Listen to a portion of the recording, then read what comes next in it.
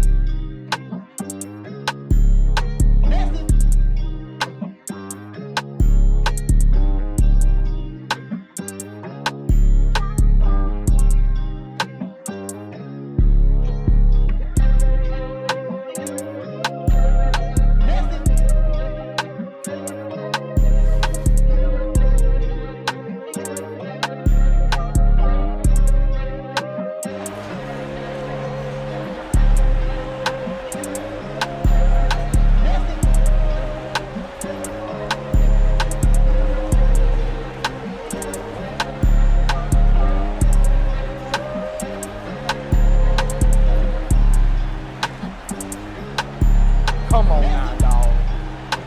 Come on, man.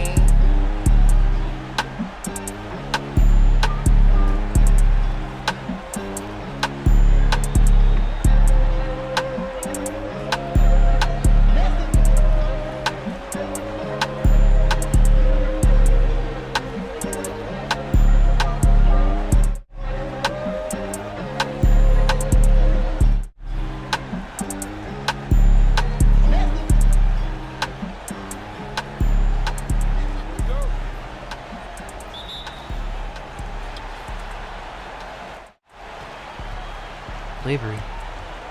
Abraham Lincoln, the first Republican president elected in 1860, campaigned on a platform of stopping slavery's expansion, which eventually led to its abolition.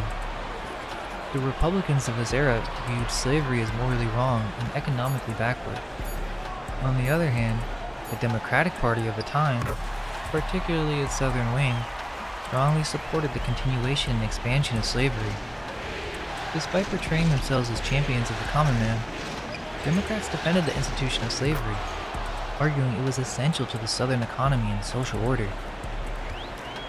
This stance would lead to the party's fracturing and the secession of the Southern states following Lincoln's election. Interestingly, even within the abolitionist movement, Freemasonry had a significant presence. Frederick Douglass, one of the most prominent abolitionists, was a Prince Hall Freemason.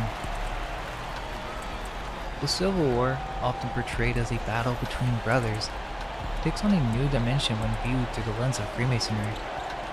Both Union and Confederate forces boasted high-ranking Freemasons among their officers and politicians. Union General George B. McClellan and Confederate General Albert Pike, for instance, were both prominent Freemasons. This fraternal connection across enemy lines raises intriguing questions. Was the Civil War a staged conflict designed to usher in a new era? Where is the photographic evidence of this event? Despite photography being well developed by the 1860s, there's a curious absence of actual battle photographs from the Civil War. My bad, hold on. We have numerous classical I ain't even had a mic on. The early Republican Party was staunchly opposed to slavery. Abraham Lincoln, the first Republican president elected in 1860, campaigned on a platform of stopping slavery's expansion, There we go. which eventually led to its abolition. The Republicans of his era viewed slavery as morally wrong and economically backward. On the other hand, the Democratic Party of the time, particularly its southern wing, strongly supported the continuation and expansion of slavery. Despite portraying themselves as champions of the common man, Democrats defended the institution of slavery, arguing it was essential to the Southern economy and social order. This stance would lead to the party's fracturing and the secession of the Southern states following Lincoln's election. Interestingly, even within the abolitionist movement, Freemasonry had a significant presence. Frederick Douglass, one of the most prominent abolitionists, was a Prince Hall Freemason. The Civil War, often portrayed as a battle between brothers, takes on a new dimension when viewed through the lens of Freemasonry. Both Union and Confederate forces boasted high-ranking Freemasons among their officers and politicians. Union General George B. McClellan and Confederate General Albert Pike, for instance, were both prominent Freemasons. This fraternal connection across enemy lines raises intriguing questions. Was the Civil War a staged conflict designed to usher in a new era? Where is the photographic evidence of this event? Despite photography being well developed by the 1860s, there's a curious absence of actual battle photographs from the Civil War. We have numerous photos of encampments and posed scenes, That's it, but though. live combat photos are non-existent.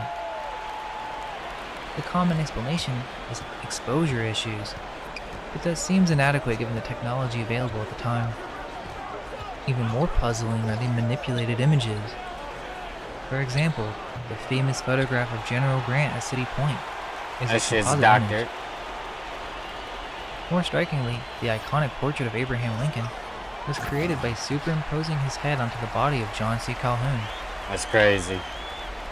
The original Calhoun portrait features a checkerboard floor and a globe, common motifs in Freemasonic symbolism.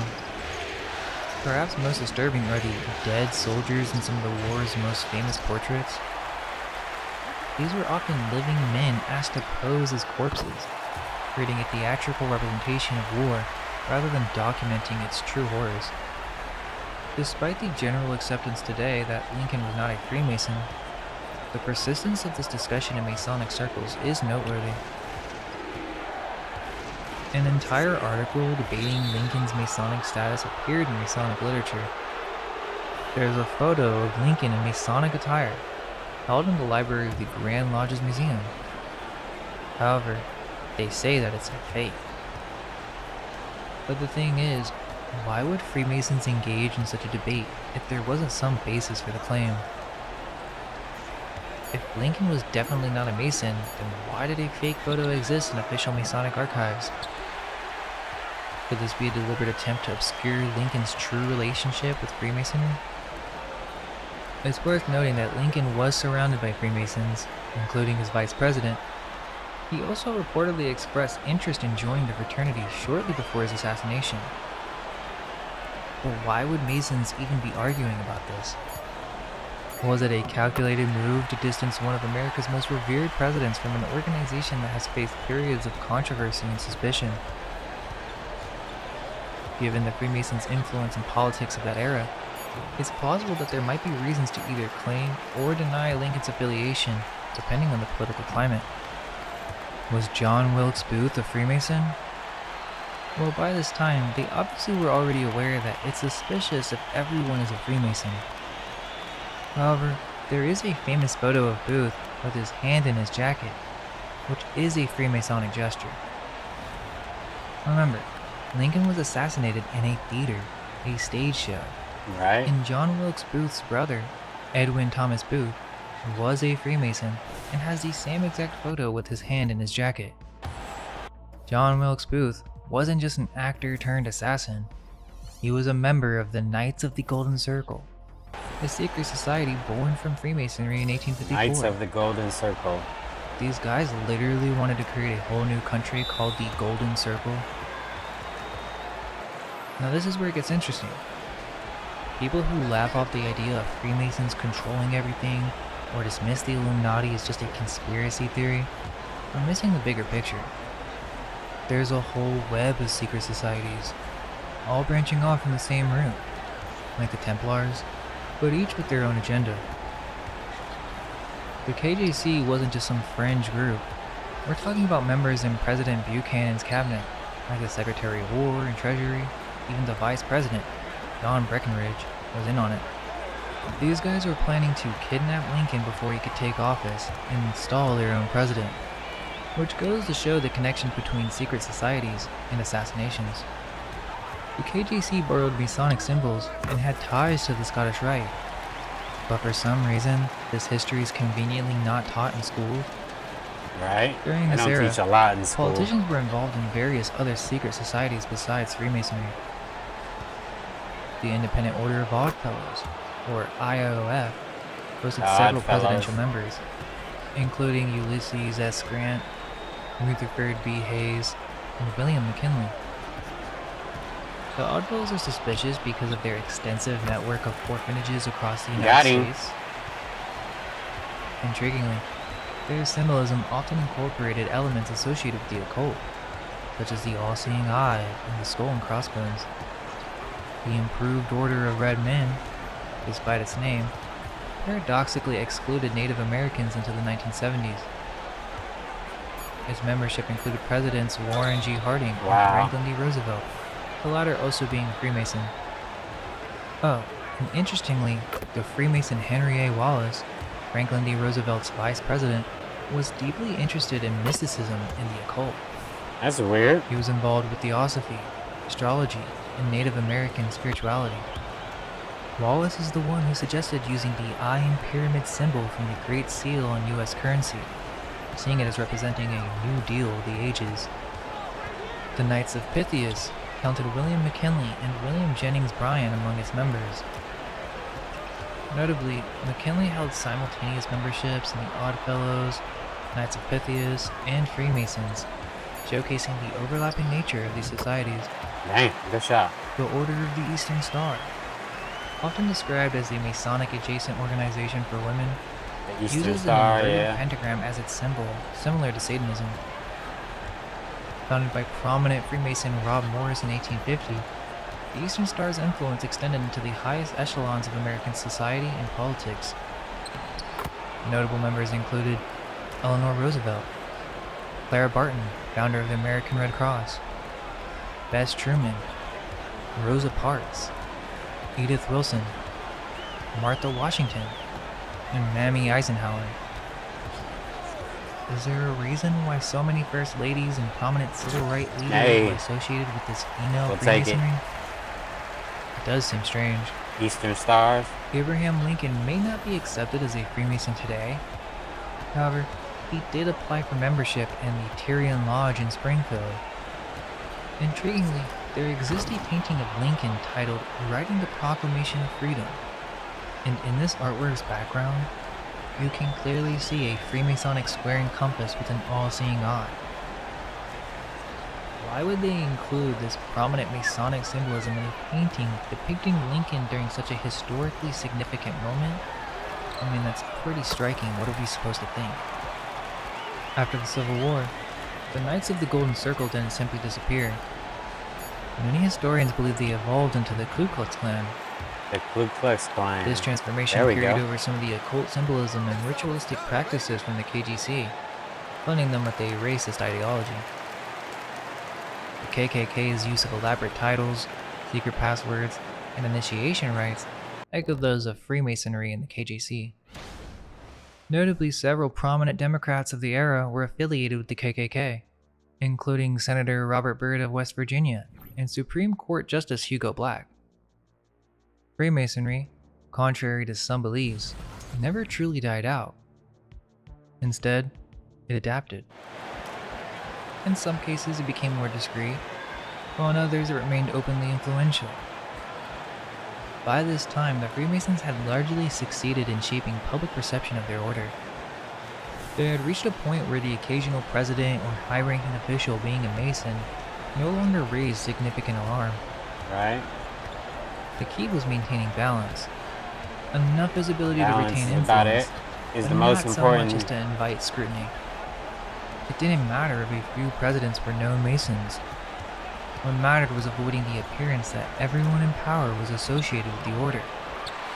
This strategic approach allowed Freemasonry to continue its influence behind the scenes, while presenting a more benign face to the public. As politics progressed into the modern day, there were many more Freemasonic politicians, both in the Democrats and the Republicans.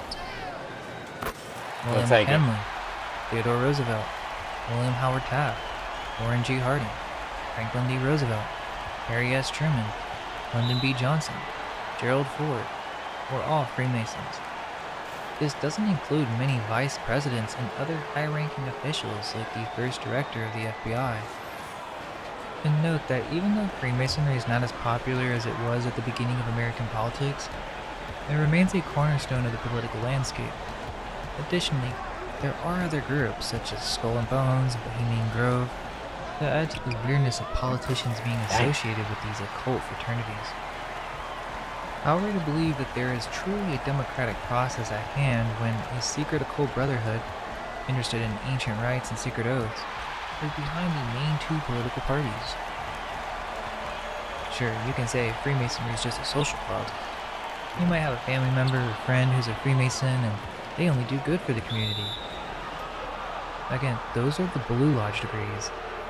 They opened up the lodges to the community for that exact perception. Right? There are higher degrees that are not open to the common man, and whose practices are guarded with the greatest secrecy.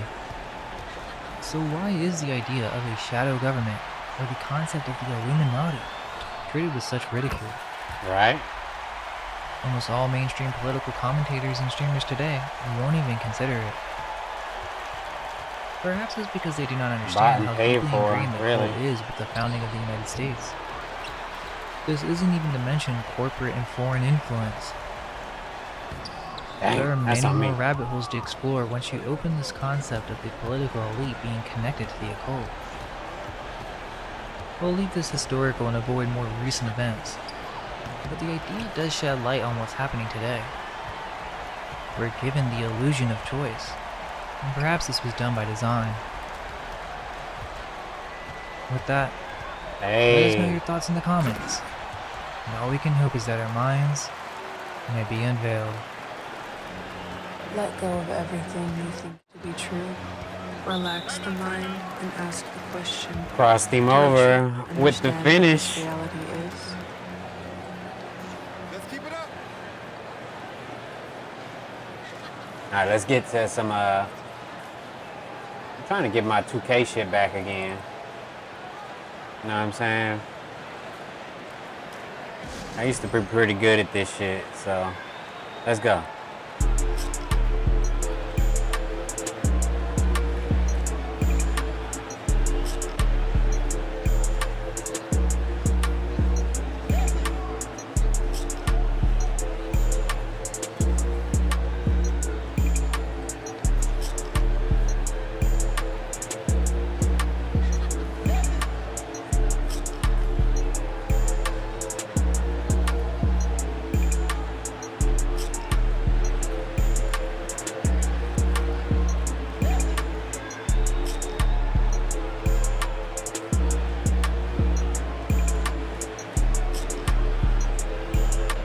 Hey, there we go.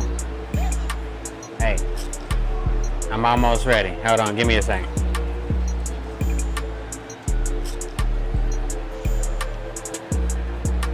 Be patient with me.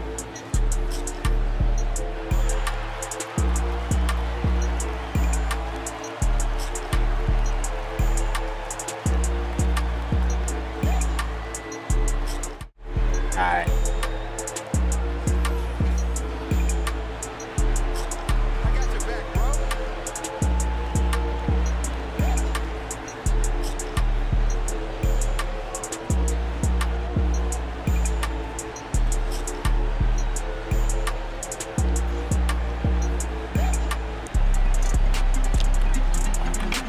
Alright, let's see. Let's see what we got. I only missed like 1 or 2 shots, right?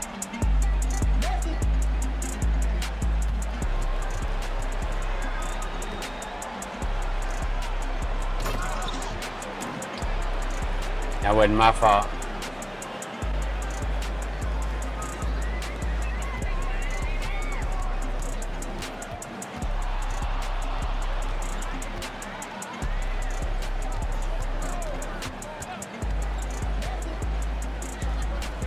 Hey, Kaminga, you going crazy.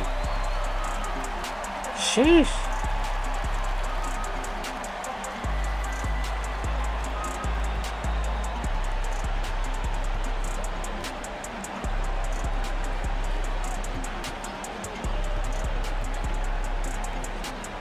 He getting cooked. Aiden. DeAndre Aiden is cooking this shit.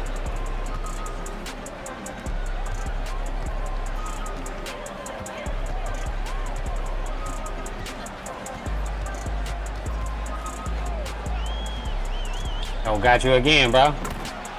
What you doing? They going back and forth. Wide open that time.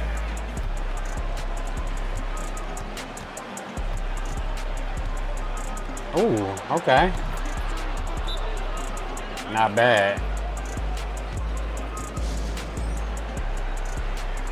A little sooner though, Devin Booker. You know what I'm saying?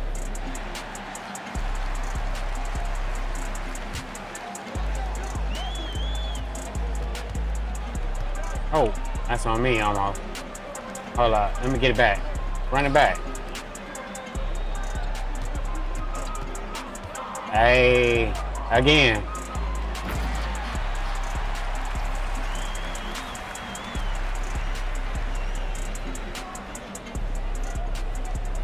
Kaminga, he going crazy.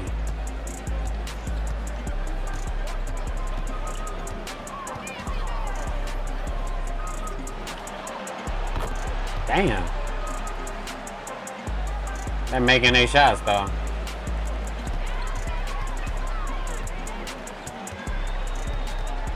Hey. Oh, again? He don't care, bro. He going up every time. Come on now, dog. Come on, man. Who guarding him, bro?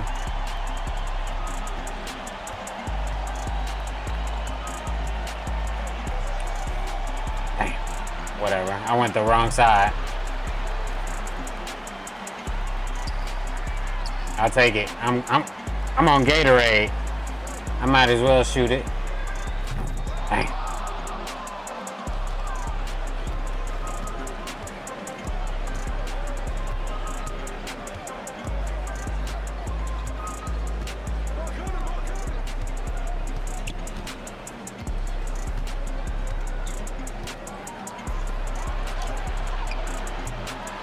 Damn, look at that rebound. That's crazy, bro.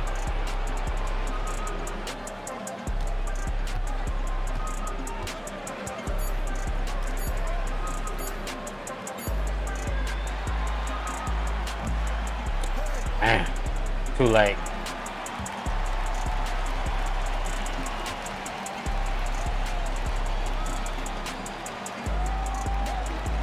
World has.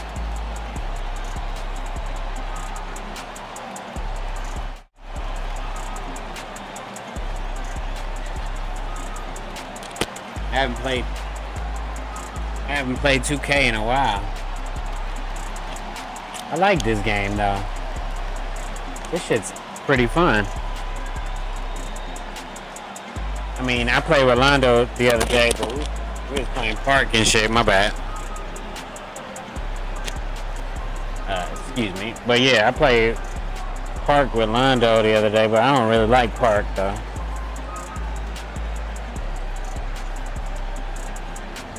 Matter of fact, let me, if I can find a wreck, I might go in there and play with randoms. Fuck it. I gotta, let me see.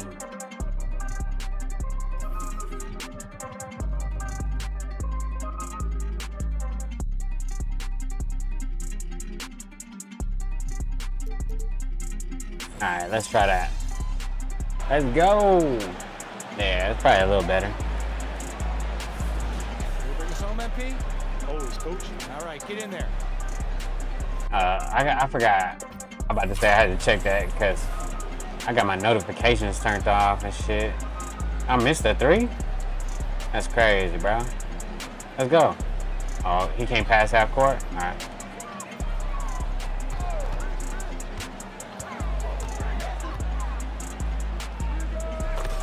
Too easy, bro.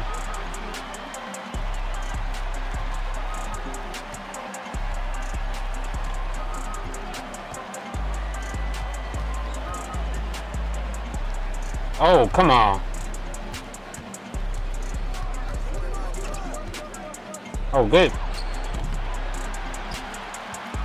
Wasn't good enough, though. Fake pass.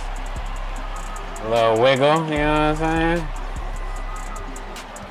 Hey. Right there, bro.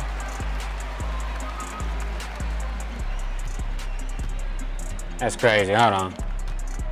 My bad. That's on me. Damn, I'm glad they're taking free throws. I need a second.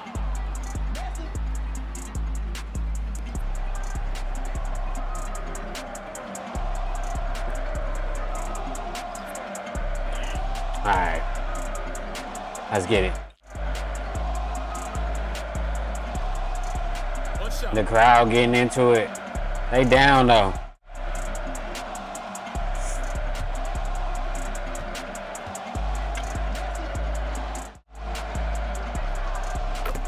I wonder if I can play the USA game. Nah, 2K ain't that good.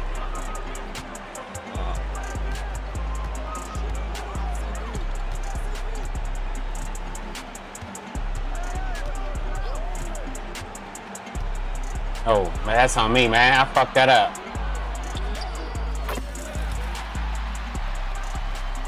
There we go.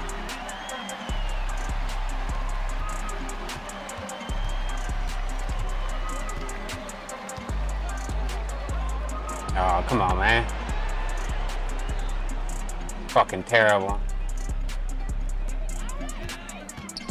Hey. Oh, stop it. Hey, let me get that.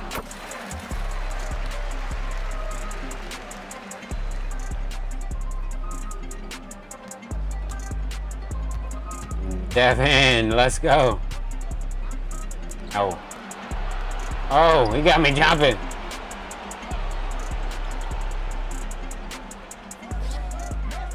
They're going to KD.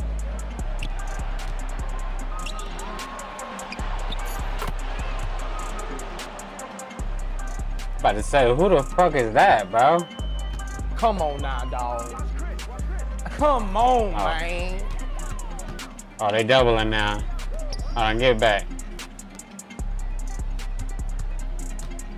Oh. Oh, that's not.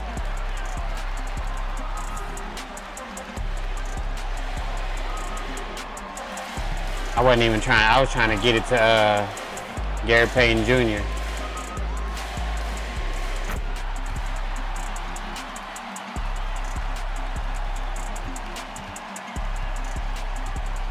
Oh, come on, bro. 2K is trash. You can't even make contact with the ball, bro. What kind of... This shit. The trash! It's the game!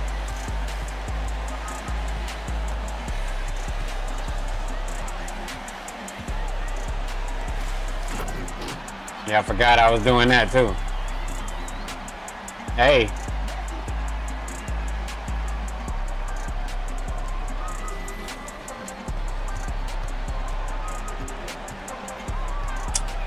No contact with the ball, 2K. What the fuck was that I just picked? Hey. Hold on, let me get it back. Let me get it back. Let me get it back.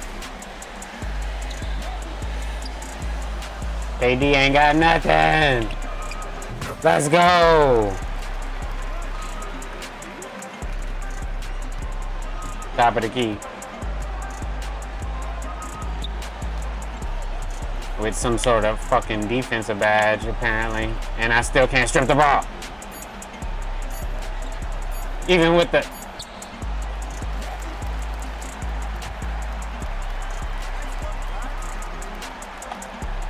That's crazy. Come on now, dog. Come on, man.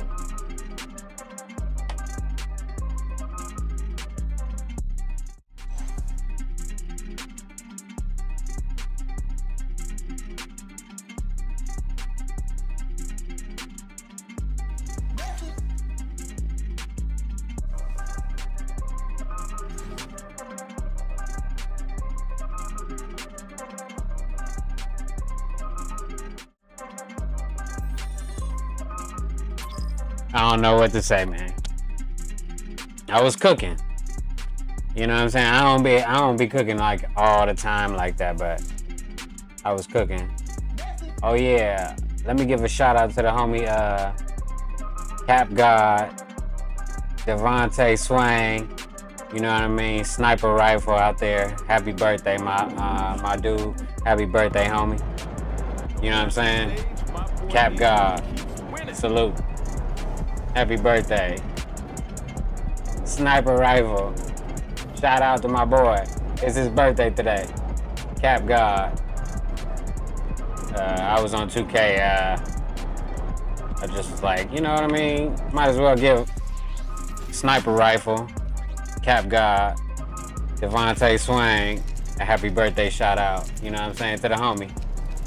I don't know how old he is, but I know the nigga old, so, you know, be gentle with him, ladies. You know what I'm saying? Be gentle, you know what I'm saying? But in the meantime, in between time, give me 1 second. I gotta, you know what I'm saying?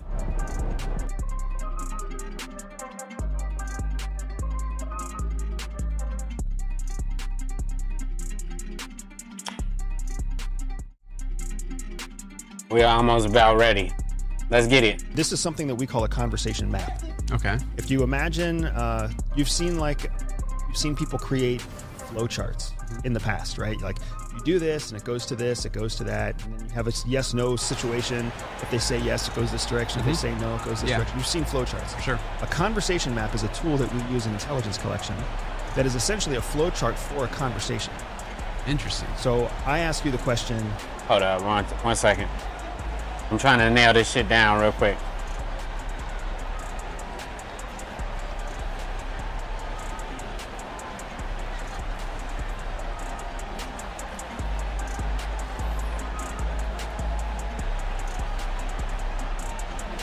How about that? There we go. Okay. Hey, how's your day going? Good. This is something that we call a conversation map. Okay. If you imagine, you've seen people create flowcharts in the past, right? Like do this, it goes to this, it goes to that. Have a yes/no situation. If they say yes, it goes this direction. If they say no, it goes this direction. You've seen flowcharts. Sure. A conversation map is a tool that we use in intelligence collection that is essentially a flowchart for a conversation. Interesting. So I ask you the question, hey, how's your day going? Good.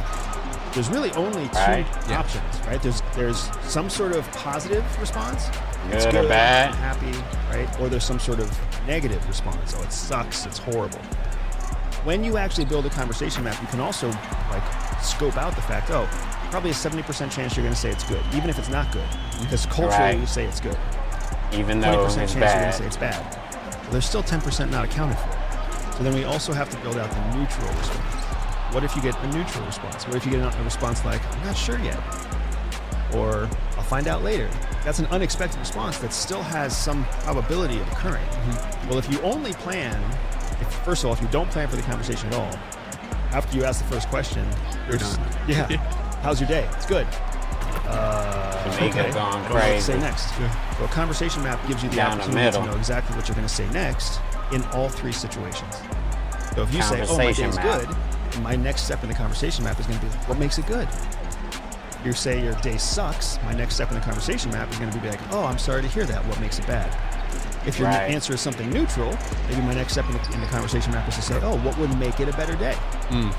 Now, I'm now two questions ahead of your responses. If I can build myself 3, 4, 5 questions ahead, which is surprisingly easy, when you actually think about it, when you literally draw it on a piece of paper, here's my first question, draw it in a circle. Here are the 2 or 3 most likely responses. Here are the 2 or 3 most likely responses from each of those, et cetera, et cetera. You can get about 5 questions deep.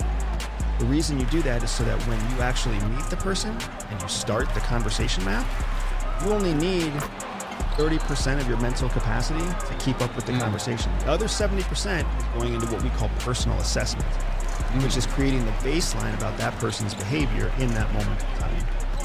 So then by the time you get through question 4 and 5 and you've got 5 responses worth of input, now you start making up new questions. Now you start engaging in what we call a deliberate dialogue, an exchange of information.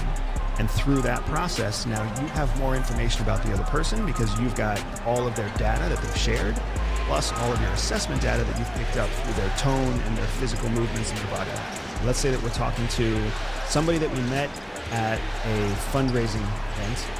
Hold on, This we're is gonna run something it that we back. call a conversation map. Okay. If you imagine, you've seen people create flowcharts in the past, right? Like you do this, and it goes to this, it goes to that.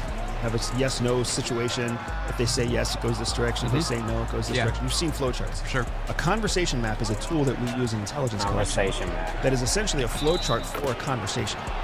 Interesting. So I ask you the question, hey, how's your day going? Good. There's really only two options, right? There's some sort of positive response. It's good, I'm happy, right? Or there's some Right. sort of negative response. Oh, it sucks, it's horrible. When you actually build a conversation map, you can also like scope out the fact, oh, probably a 70% chance you're going to say it's good, even if it's not good, because culturally we say it's good. 20% chance you're going to say it's bad. Well, there's still 10% not accounted for. So then we also have to build out the neutral response. What if you get a neutral? This is something that we call a conversation map. Okay. If you imagine, you've seen people create flowcharts in the past, right? Like you do this and it goes to this, it goes to that. Have a yes/no Delete. situation. Let's go. If they say yes, it goes this direction. If they say no, it goes this Yeah. direction. You've seen flowcharts. Sure. A conversation map is a tool that we use in intelligence collection that is essentially a flowchart for a conversation. Interesting. So I ask you the question, hey, how's your day going? Good. There's really only That's two good. options, right? There's Wow. some sort of positive response. It's good, I'm happy, right? Or there's some sort of negative response. Oh, it sucks, it's horrible. When you actually build a conversation map, you can also like scope out the fact, oh, probably a 70% chance you're going to say it's good, even if it's not good, because culturally we say it's good. 20% chance you're going to say it's bad. Well, there's still 10% not accounted for.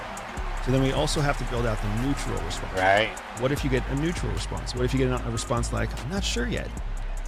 Or I'll find out later. That's an unexpected response that still has some probability of occurring. Well, if you only plan, first of all, if you don't plan for the conversation at all, after you ask the Right. first question, You're there's- done. yeah, how's your day? It's good. Okay, I don't know what to say next. Yeah. So a conversation map gives you the opportunity to know exactly what you're going to say next in all three situations. So if you say, oh, my day is good, then my next step in the conversation map is going to be, what makes it good? Yeah. If you say your day sucks, my next step in the conversation map is going to be like, oh, I'm sorry to hear that. What makes it bad? If your Dang. answer is something neutral, maybe my next step in the conversation map is to say, oh, what would make it a better day? Now, I'm now two questions ahead of your responses. If I can Right. build myself 3, 4, 5 questions ahead, which is surprisingly easy when you actually think about it, when you literally draw it on a piece of paper, here's my first question, draw it in a circle. Here are the 2 or 3 most likely responses. Here are the 2 or 3 most likely responses from each of those, et cetera, et cetera. You can get about 5 questions deep.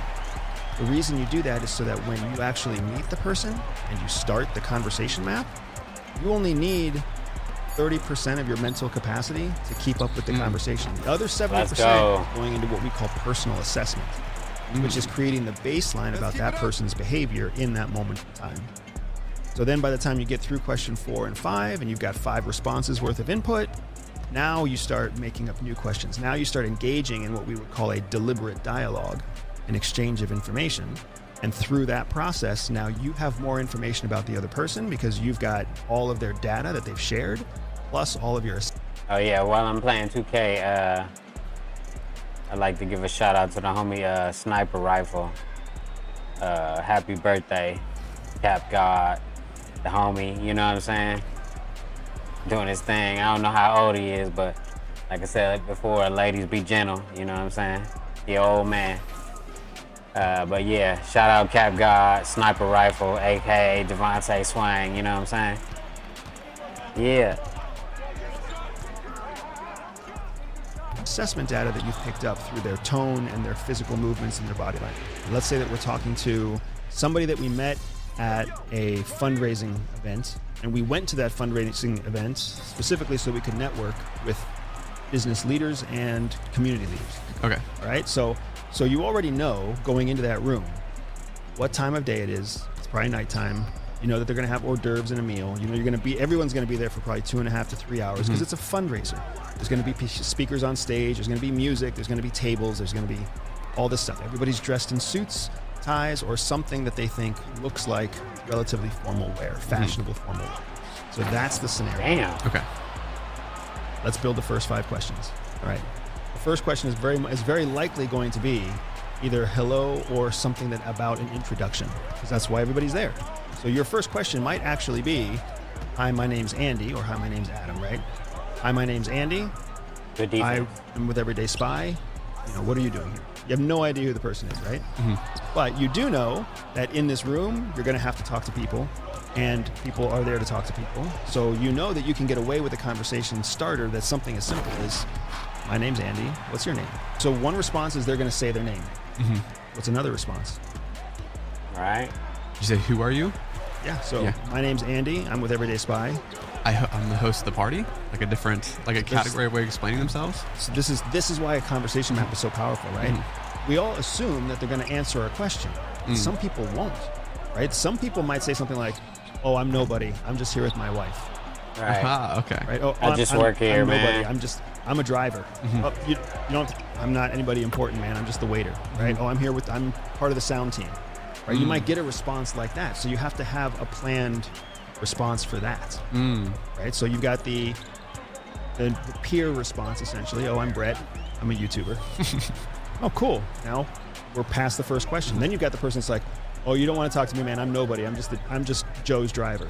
You have to have a plan for that kind of response too.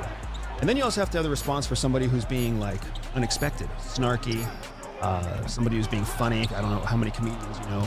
A lot of times they will turn a situation on their head just to freak you out, right? So they'll be like, none of your business. What's your name? You've got to have at least those 3 responses planned for. Otherwise, you're going to get wigged out. But you're choosing these based on the social situation. And since that's a networking event. And the probability. That would be, okay. Huh. So it's just so it's most probable in a probability. networking event that people are going to be cooperative. That's interesting. It's also possible at a networking event that you'll talk to somebody who's part of the event staff or part of the secondary staff. It's also possible that you'll talk to somebody who's trying to be countercultural because that is their tool for networking. So you have to, and there's 5 or 7 or 12 other circumstances that might happen too, but let's be ready for those 3. I don't think you have to be ready for the person who doesn't speak English, because that person might be there too. I don't think you have to be ready for the person who's got a stomach ache. That person might be there too, right? Those are all lower probabilities. It's not worth planning for that outcome. But now we're only one question deep into this, right? Who are you? Now we find out their name. So now what's your next question? So if you find out that somebody's, if you plan for a positive peer response, hi, my name's Andy, or my name's Brett, or my name's John, or my name's Jake, or Adam, or whatever else. Hi, that's my name. Okay, what's our next question for that person?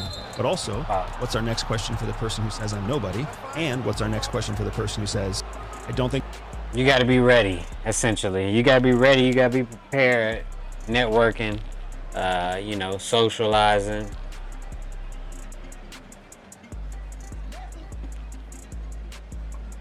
You can't be game goofy. You gotta be on your pivot at all times, apparently. You know what I'm saying? But you gotta be ready, apparently. This light-skinned nigga's trying to say. I think you have to be ready for the person who's got a stomach ache. That person might be there too, right? Those are all lower probabilities. It's not worth planning for that outcome. But now we're only one question deep into this, right? Who are you? Now we find out their name. So now what's your next question? So if you find out that somebody's, if you plan for a positive peer response, hi, my name's Andy, or my name's Brett, or my name's John, or my name's Jake, or Adam, or whatever else. Hi, that's my name. Okay, what's our next question for that person? But also, what's our next question for the person who says I'm nobody? And what's our next question for the person who says, aren't you being nosy? Who are you? What's our next response in each of those cases? Aren't you being nosy? Who are you? And you're just mapping it out based off of the complete environment you're going into. So let's go through the exercise. Okay. Let's just do 2 or 3 questions. But now you're seeing it's not an easy process. So if it's your name, you could say, how are you doing? Unless you're prepared for it. Second one could be, do you like the job, or what do you specifically do? Get interested in them. And then the third one could be, I don't know, you'd probably have to be quick. I don't even know. That would be hard. I wouldn't be ready for that. Yeah. Now you're understanding why it is that intelligence officers spend so much time planning before they ever put themselves in an operation, right? Because here's what's interesting: all 3 of those preparation is key. outcomes from the first question, I'm Andy. Who are you? All three outcomes could be people of interest. Gotcha. Right? What if it's the driver It's supposed to be. of, like we're in Phoenix right now. What if it's the driver of the governor of Phoenix? Now you are one step removed from the governor of Phoenix. Exactly. What if it's the driver to the CEO of Boeing Aerospace? Now you're one step removed from the CEO of Boeing Aerospace. Like these are important people. That's what you gotta They may not think they're understand. important. They might think they're just a waiter or a driver or a gardener or whatever else. Their but access. Interesting. you have no other way of getting to the Boeing CEO in your network than that person right now. So you've got to be prepared to maximize that opportunity with that person. We have a saying Take at CIA, advantage of the conversation. everybody is worth a cup of coffee. Everybody's worth a cup of coffee. It's one of the big reasons why whenever I get an invitation to be on a podcast, I don't just say no, because everybody's worth a cup of coffee. You never know what that person might say, do, or be connected to in some way that can benefit or help or assist you now or in the future. So you've got to give everybody a shot. You've got to give everybody equal treatment. You can't just go someplace thinking, I am only here to talk to super hot blonde chicks. That's Right. it. They have to be, between 25 and 28 years old, and they have to be like platinum blonde with long hair past their shoulders, and they have to be dressed to impress. Like who, like you, Well, you know? like it's the brunette who's at that party, who's funny and giggly and whatever else, whose best friend outside of that party is exactly what you're looking for. Exactly who you looking for. I fuck with dude. He be giving game up CIA game though, you know what I'm saying? Oh, my bad. I pressed the wrong button. Hold on. Ooh. Devin Booker going crazy trying to play defense and shit, bro. You need to calm down with all that, bro.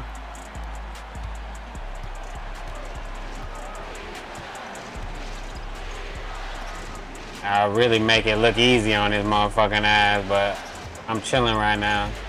I'm trying to learn some game from my CIA partner, you know what I'm saying? Oh, okay. I went to the double team. I was about to say he should have made that. Oh, I'm making this, boy. Stop playing. Well, we just getting ready for 2K25. You know what I'm saying? Never know what 2K25, if I actually am gonna play it or not, I don't know. We'll see. Ooh, get that shit out of here, but we're gonna give it a chance though, I think. Why not?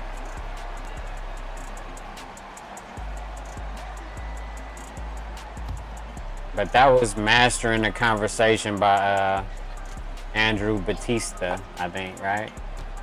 Oh, Bustamante, my bad. I didn't mean Batista, Bustamante. It's probably not his fucking real name anyway. He a CIA agent. Let's be honest. Oh, that's on me. Yeah, I was about to say that's on me. I did too much shit coming down the lane. That's on me. I accept it. But I will not accept stuff that I did not do, man. Fuck that. Empirically, there's a law out there called the 80-20 rule. I'm sure you know it, right? So of 100% of anything, The 80-20 it breaks rule, into two groups: 80% of one majority, 20% of another majority, right? Or a minority, right?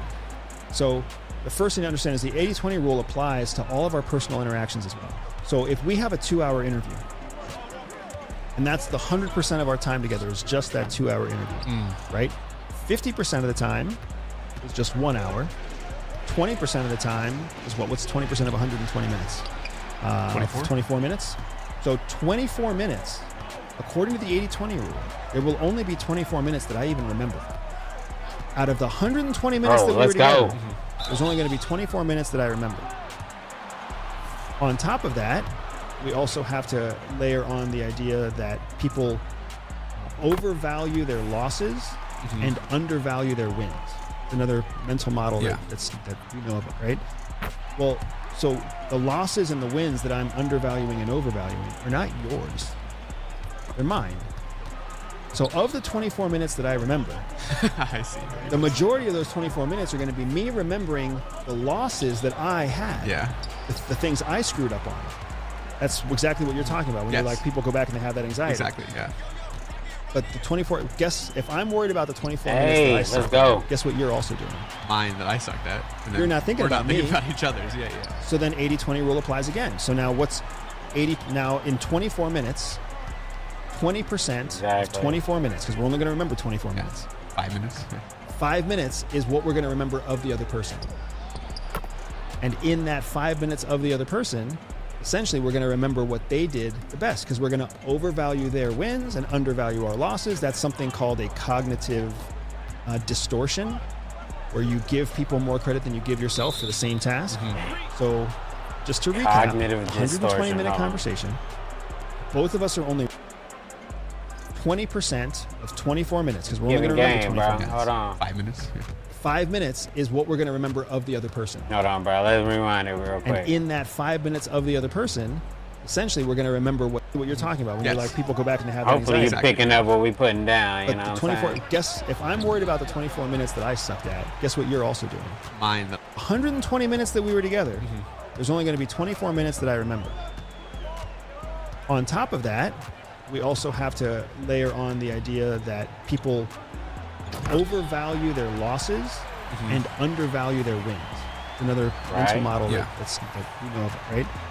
Well, so 120 minutes that we were together, there's only going to be 24 minutes that I remember. On top of empirically, there's a law out there called Empirically, there's a law out there. I'm just, like I said, man, give me a second. I'm just trying to vibe, man. Just try to stay with me if you can.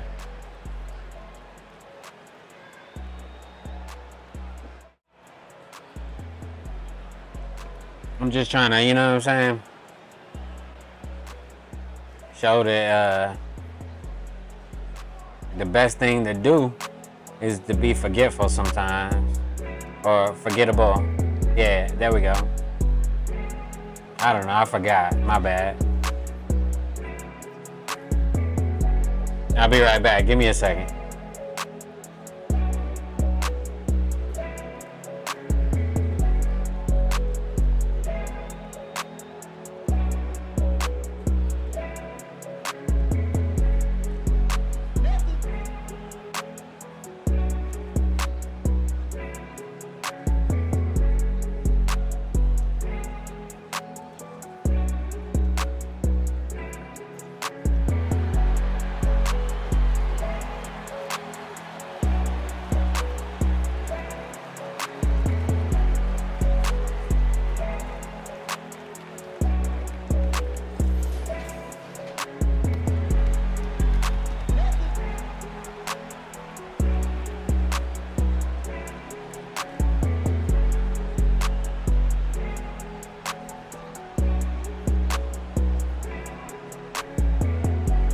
Just in time, the game is back on.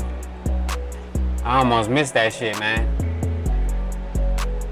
But let's get back to the video though. I want y'all to hear this shit, man. I mean, even if ain't nobody fucking watching this video, man, I want y'all to hear this shit. Empirically, there's a law out there called the 80-20 rule. I'm sure you know, right? So of 100% of anything, it breaks into two groups: 80% of one majority, 20% of another majority, right? Or minority, right? So the first thing to understand is the 80-20 rule applies to all of our personal interactions as well. So if we have a 2-hour interview, and that's the 100% of our time together is just that 2-hour interview, right? 50% of the time is just 1 hour. 20% of the time is what's 20% of 120 minutes? 24 minutes. So 24 minutes, according to the 80-20 rule, there will only be 24 minutes that I even remember. Out of the 120 minutes that we were together, there's only going to be 24 minutes that I remember. On top of that, we also have to layer on the idea that people overvalue their losses and undervalue their wins. It's another mental model that you know about, right? Well, so the losses and the wins that I'm undervaluing and overvaluing are not yours. They're mine. So of the 24 minutes that I remember, I see. Right. the majority of those 24 minutes are going to be me remembering the losses that I had. Yeah. The things I screwed up on. That's exactly what you're talking about when you're like, people go back and they have that anxiety. Exactly, yeah. But the 24, guess, if I'm worried about the 24 minutes that I sucked at, guess what you're also doing? Mine that I sucked at. Exactly. You're not thinking about It's me. almost Each like other's, yeah. So then conversational 80-20 rule buyer's applies again. remorse. So now what's 80, now in 24 minutes, 20% of 24 minutes, because we're only going to remember 24 minutes. 5 minutes. Yeah. 5 minutes is what we're going to remember of the other person. And in that 5 minutes of the other person, essentially we're going to remember what they did the best, because we're going to overvalue their wins and undervalue our losses. That's something called a cognitive distortion, where you give people more credit than you give yourself for the same task. Cognitive distortion. Just to recap, 120-minute conversation. Both of us are only really going to remember 24 minutes. And if of that 24 minutes, We're thinking of ourselves. we're bashing ourselves for 19 of those minutes.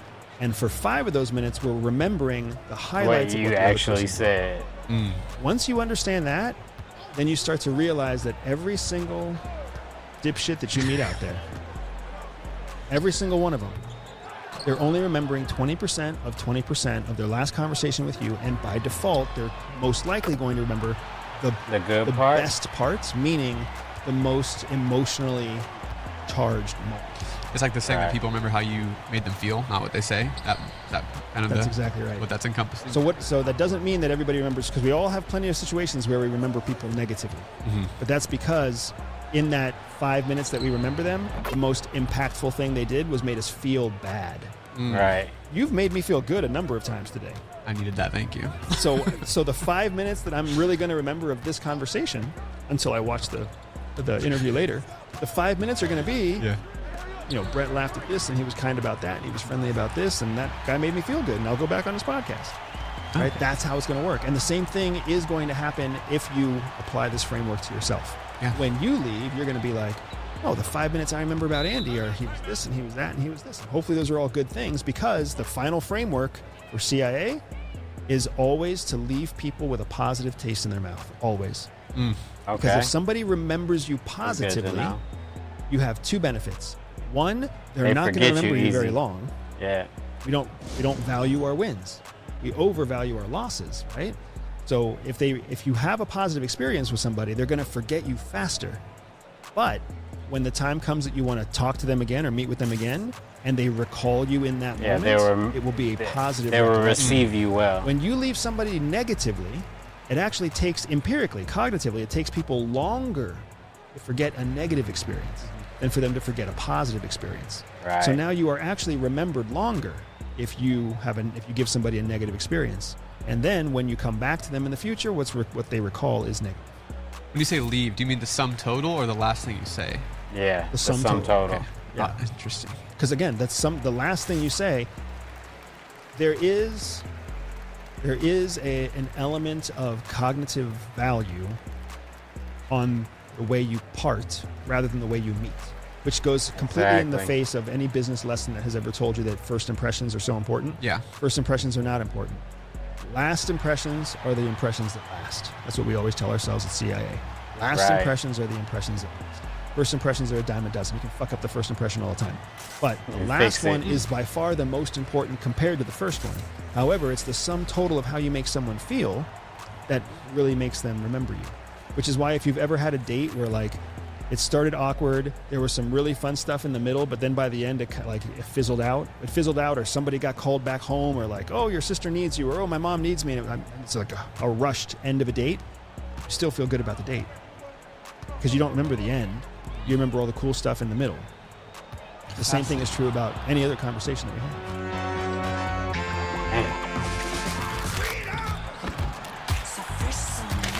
Threw that lob up to the top. Kaminga going crazy, bro. It went off the backboard. Hold up, bro. I wasn't even trying to do all that, but goddamn, man. That's crazy. Executive branch, which is one of the 3 branches of government. Hold All on. 3 branches. Let me get to the beginning. CIA falls under the executive branch, which is one of the 3 branches of government. All 3 branches of government operate according to checks and balances. CIA is in the executive Let's go. branch. That means there are people in the judicial branch and people in the legislative branch who are able to see the secrets at CIA to keep it in check and balance. But that doesn't mean that you, the American person, gets to have access to any of that. You have Right. to trust that the right judges and the right legal bodies and the right representatives in the House and in Congress and in the Senate, that the right people have the right access to keep everything in check and balance. Because we don't believe that, we believe there's a deep state. And the deep state is somehow this combination of people who have shadow violated government, all the checks and balances in our systems, and they are now working in cahoots against us as the people and against the head executive. It's ridiculous. It's ridiculous. It's hard enough to get the fucking government to work right. to How work are you gonna and get agree a with each shadow other. government Right. to not only work, but work in complete secret? So you're under the opinion that no one's in control, and that's even scarier. The economy is in control. Yeah. The And that's economy is in predictable. control. Like, I'm not definitely. scared of the future of the United States. I feel like we have a lot of data to pull a very healthy assessment about what the next 2 years, 4 years, 6 years, 9 years, 10 years, what's going to look like. I think when we look at what the next 10 years is going to look like, we all poop in our pants a little bit because it looks pretty shitty. But we need to just accept that that's what it looks like, instead of trying to assume that we're going to all be saved someday when we find out who really shot JFK, or when we uncover the deep state, because that's not how it's going to work. Yeah, I'm no Tucker Carlson, so this is not my domain of expertise at all. Right, But I he's am the curious. Do you think the CIA, new though. trend in a globalist world will be just hopping for what, like affluent people to just hop like to the next safest country? Like Dubai is the new place for young and upcoming people. And do you think that's a negative, like, attitude to have if you're trying to save America in a way? Well, first of all, I think that you're already kind of one season behind. The last 5 years has really been defined by wealthy people hopping to different countries. So that's probably going to be, instead of trying to bunker down to save your, just the wealthy people just go to the one place. It seems like they make Well, the most. they're already doing that, is what I'm saying. They've Have been they been doing doing that. that for 50 years, I assume? Yeah. They've been doing that for like the last 10. 10. Yeah. I Mm. mean, there's wealthy people either already have property abroad, or, and this is wealthy people anywhere in the world, they either already have property abroad, or they have investments abroad that can be liquidated into property, Exactly. or they have some kind of service that will evacuate them abroad in the event that they need to. That's generally how it works, right? And then it's everybody else who doesn't have affluence, who's kind of stuck wherever they are, doing whatever they do. And you mentioned the trend in a globalized world. I think the real trend is that as we move forward, we're going to become less globalized. Because globalization, COVID highlighted the weaknesses of globalization. Because Right. remember, when COVID struck, Everybody was fucked. it was identified in China first. And then China shut down. And when China shut down, the secondary effect all over the world was significant. Shipping, manufacturing, production, plastics, all telecommunication, tons of things started shutting down all over the world because China shut down. China was feeding everybody, bro. They was the plug, essentially.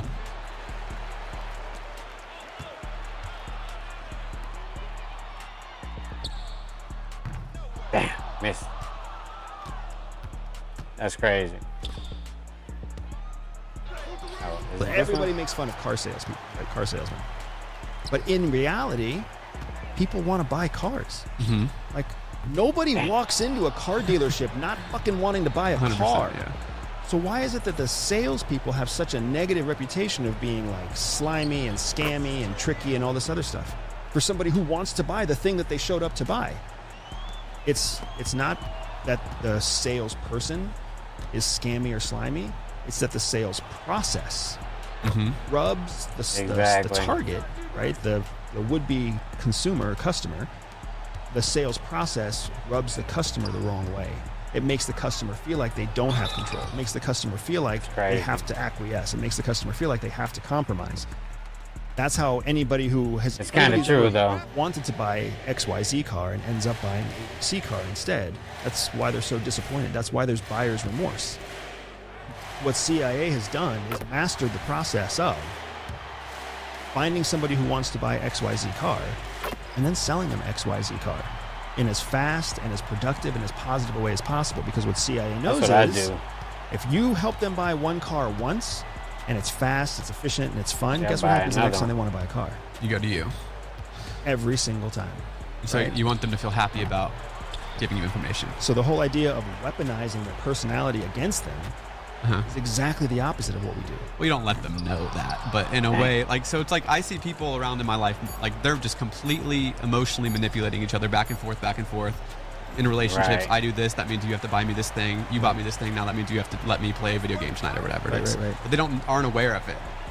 And so the CIA is just hyper aware of what X leads to Y and Y leads to Z through a psychology map, basically. Yeah, because you're totally right. People go through life doing what we call, they have reactive conversations. Okay. Right? They have reactive relationships. Meaning, like, I'm friends with you for some reason, and you're friends with me for some reason. But we've don't know probably why. not even talked about what that reason is. Yeah. Right? Am I friends with you because you're funny and you're cool and you like the same video games? Maybe. But chances are that's not the real reason why I like being around you. The real reason is probably something like, I don't feel like you judge me. Or the real reason is because you also have a job that starts at 11 o'clock at night. So you're like the only person I can hang out with at 2 o'clock in the afternoon exactly who's not my at a point. job. Like, it's very real. Just like you said, we all operate in our own self-interest. The reason that we're friends in some way, shape, or form is tied to my self-interest. Because it's So all helping CIA me does somehow. is it says, hey, pause, time out. In a reactive conversation or a reactive relationship between two people, the person who stops reacting and starts observing is going to be the person who is in control of the rest of that relationship or the rest of that conversation. If you stay reactive, there's two risks. The first risk is that it's never efficient. So you lose all this opportunity because it's not efficient. But the bigger risk is that the other person is the one that's going to stop reacting and start observing first. And once that happens, they're in control. That's what happens. Most people don't know when that happens. Oh shit, my bad.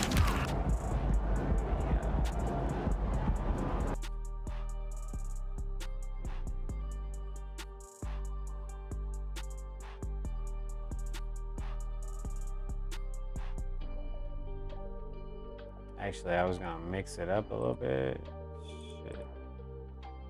Just to keep it, you know what I'm saying? I played this shit earlier, but I don't think the volume was on, so let me get another shot at it real quick, all right? And then I got some Judge Joe Brown shit, maybe some Olympic shit. I don't know, man, you know what I'm saying? I'm just doing my thing, but give me a second real quick, you know what I'm saying?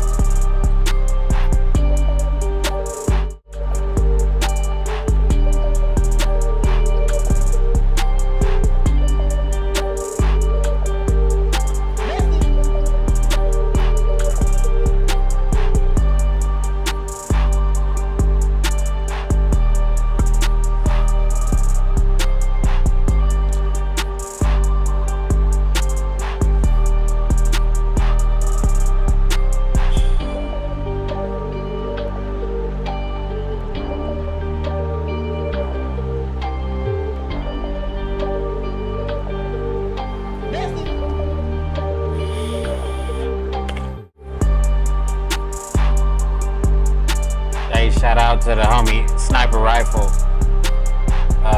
aka Cap God, aka Devontae Swang. Happy birthday, homie. 2K25 coming out, bro. Let's get it. Hey.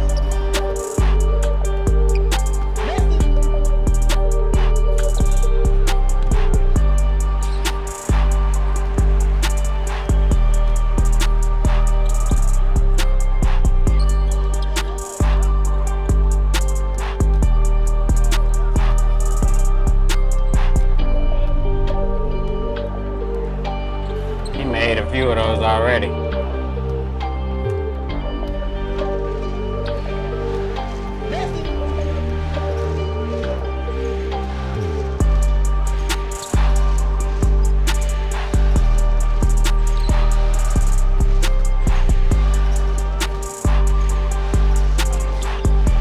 Oh, about to get my Jordan on real quick.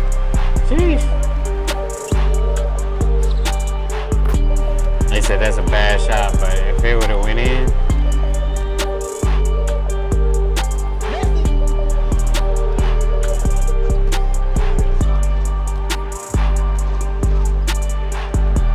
That's crazy. I can't make shit now.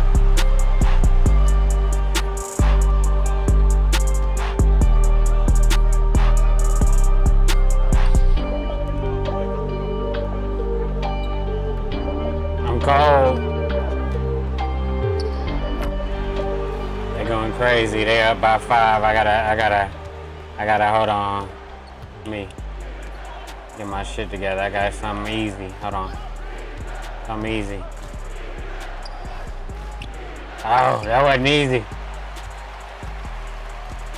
Try to get a layup. Oh, that's trash. Oh, this is easy. There we go. I still am cold though. Fucking around.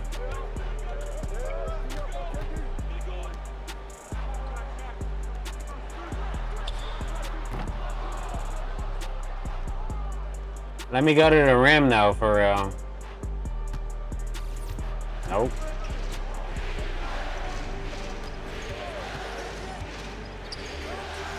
Oh, that shit didn't do nothing. Alright. Oh. Let's go. That's too late.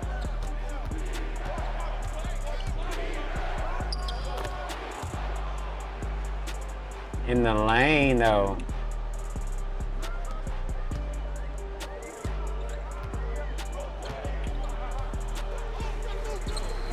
That's crazy, 2K. You can't even get a steal in this motherfucking game.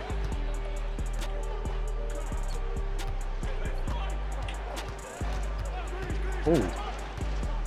That's crazy. You don't know who to guard.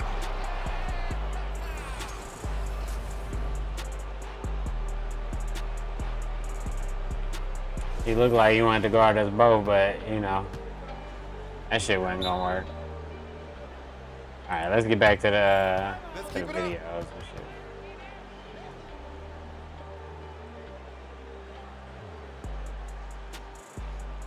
What you want is somebody who can build a relationship, what we call an artificial. What you want is This dude is an XCI agent, Andrew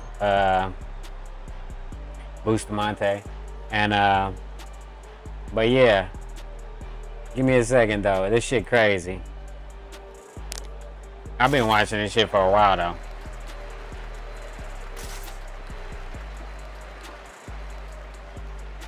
But let me see what you think about it. What you want is somebody who can build a relationship. What you want is somebody who can build a relationship, what we call an artificial relationship. You want somebody who can build an artificial relationship very quickly. Somebody who puts the other, like an officer who can put their target at ease, give their target confidence, comfort. Is that the order? Or is this like a... No. Just they need me to sign up, bro. The building blocks of what it takes to He's build like, a is that the relationship, order? according to our artificial relationship. I got you. If you are going for high empathetic people at the CIA, and you're going for an artificial relationship, like I don't see how that clashes. So how do they train you to be less empathetic? They don't train you to be less empathetic. So they want you to be a high EQ, high empathy person, and then go have an intentional artificial relationship with someone. Correct. Yes. And how do you cope with that at night? Like, here's why it works. Most highly empathetic person, like most people who are highly empathetic, don't like other people. Yeah.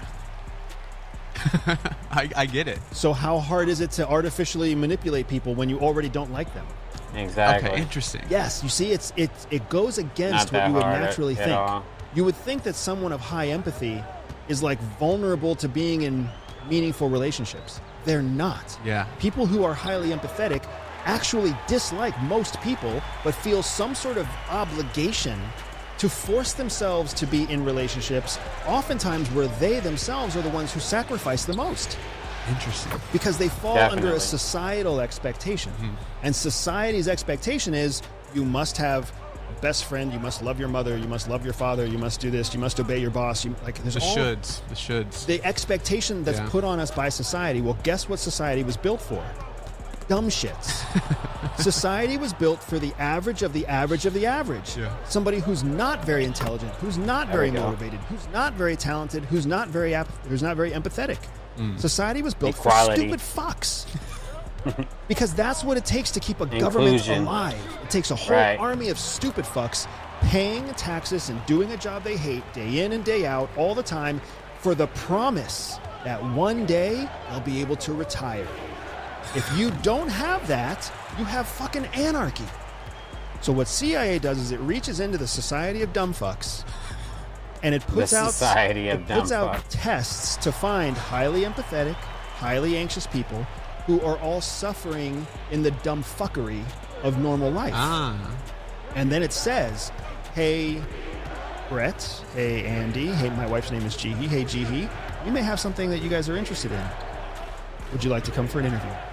And then during that interview, That's they'll what I ask you need. a few questions to basically confirm that you are not the same level of dumb fuck as everybody else. I You're a need the different interview. kind of broken, right? And then they'll put you through a psychological evaluation. And then after you've passed all of their batteries, then they will look at you and they'll be like, let me tell you the truth.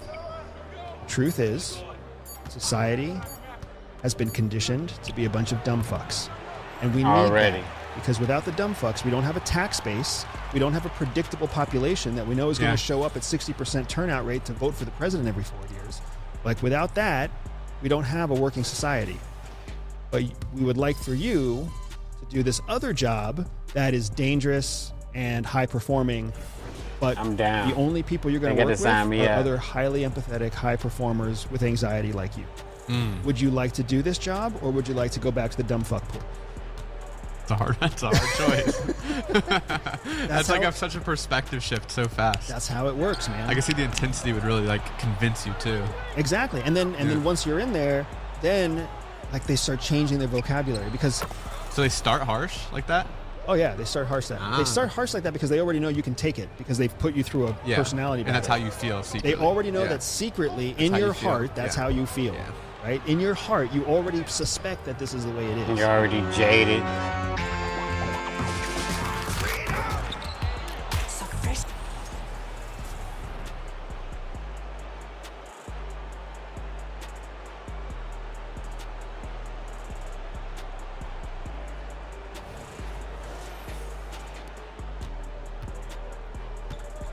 Hold on. Let me Are you ready to take our knowledge? give me a second though before I show y'all this shit. I mean, y'all don't give a fuck no way. Y'all happy with the motherfucking processed food y'all eating.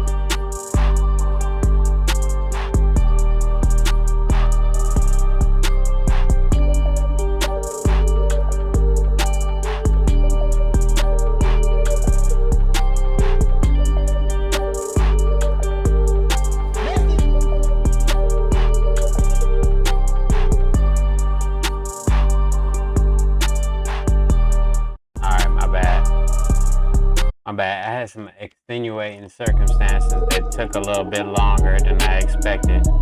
My bad. But we finna start back up right now, you know what I'm talking about? Hold on. What's this one?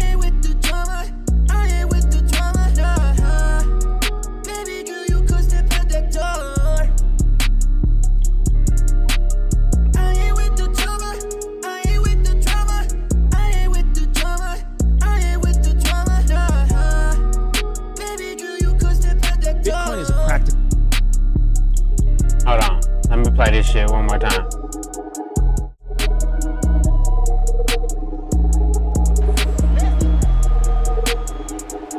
Let's get it, man.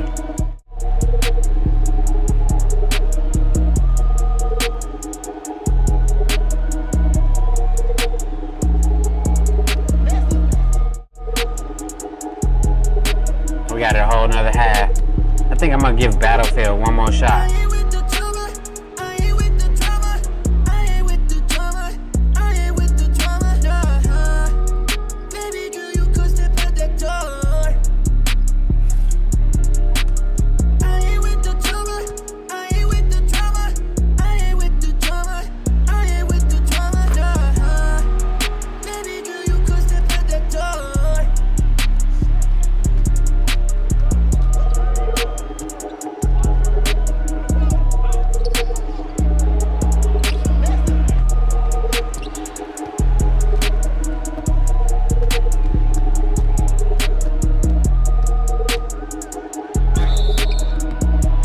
Another free throw.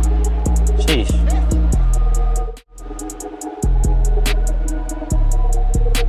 Hey. Come on now, dog. Come on, man.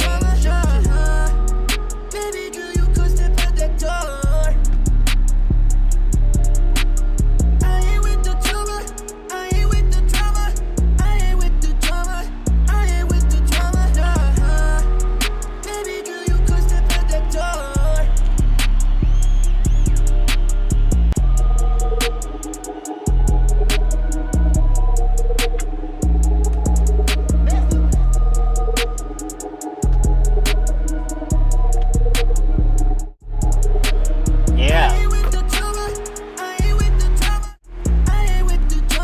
Hey.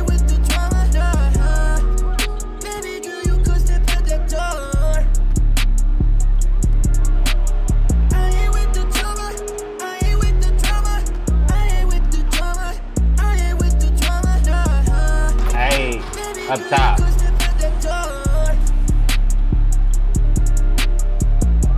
Booker can't guard him.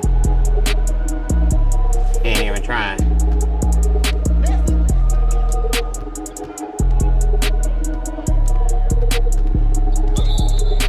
Come on, man. It's hard to get steals in this game.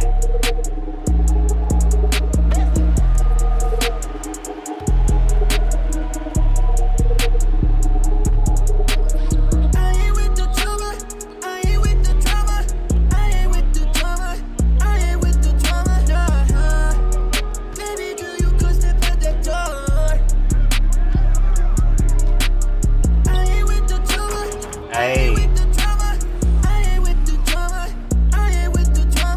Kaminga going crazy, bro.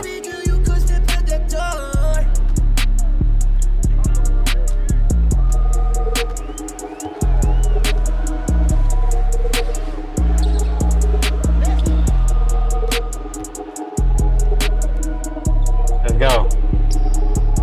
That's close. Am I gonna make it? Yeah.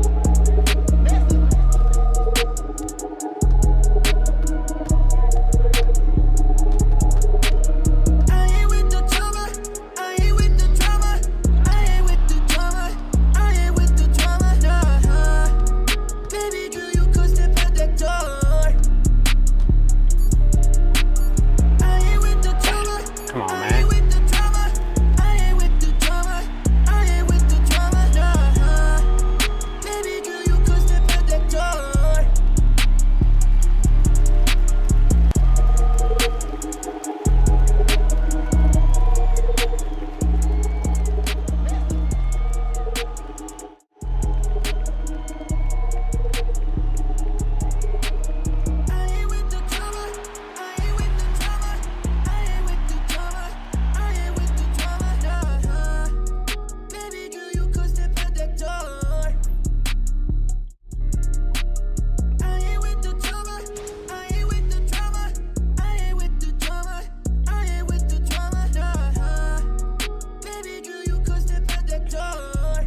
Bitcoin is a practical tool.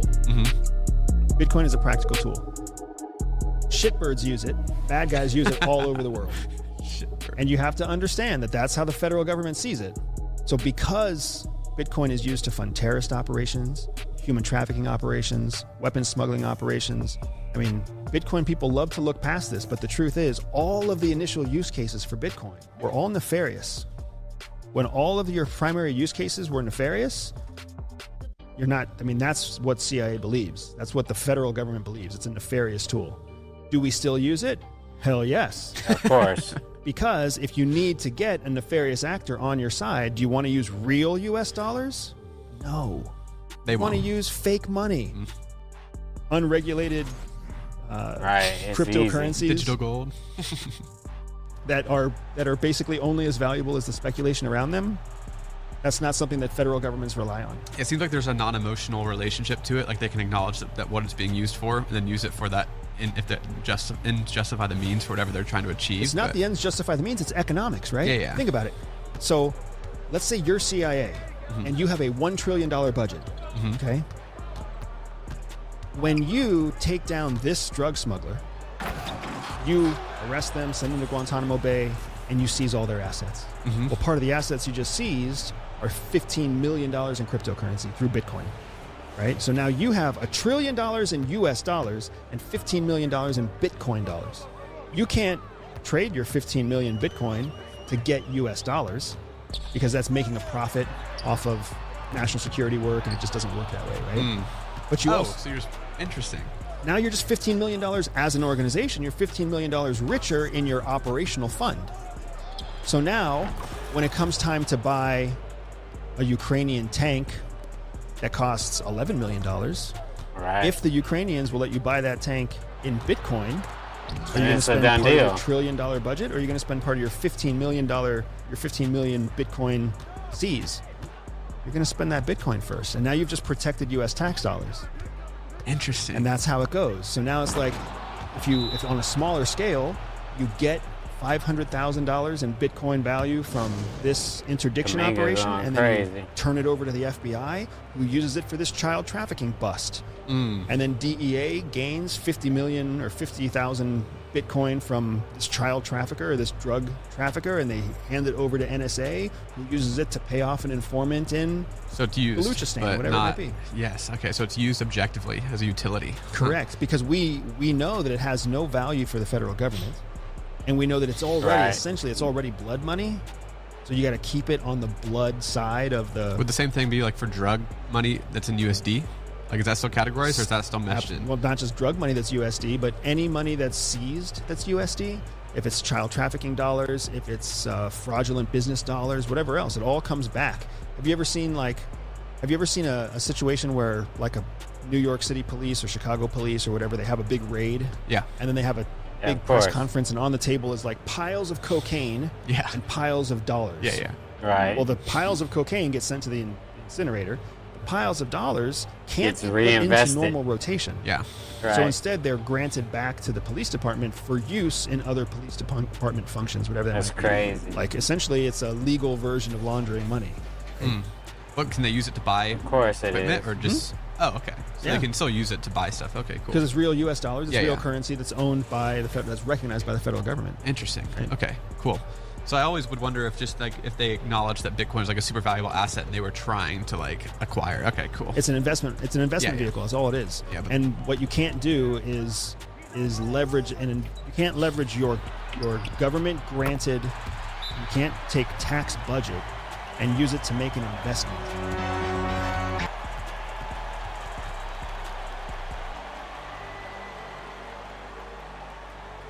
When I left CIA, I didn't really know what I was going to do. I left for family reasons because I had my first child. My wife and I were both CIA officers. CIA basically they had a conversation with us where they were like, hey, you're going to have to choose between being CIA officers or being parents. Married.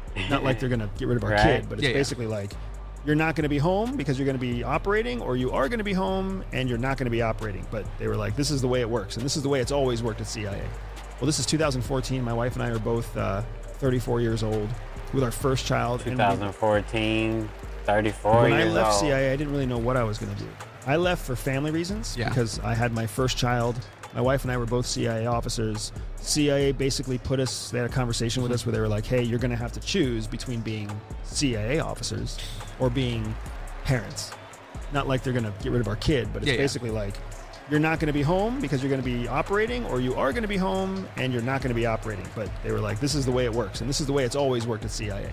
Well, this is 2014. My wife and I are both 34 years old with our first child, and we want to have a second child.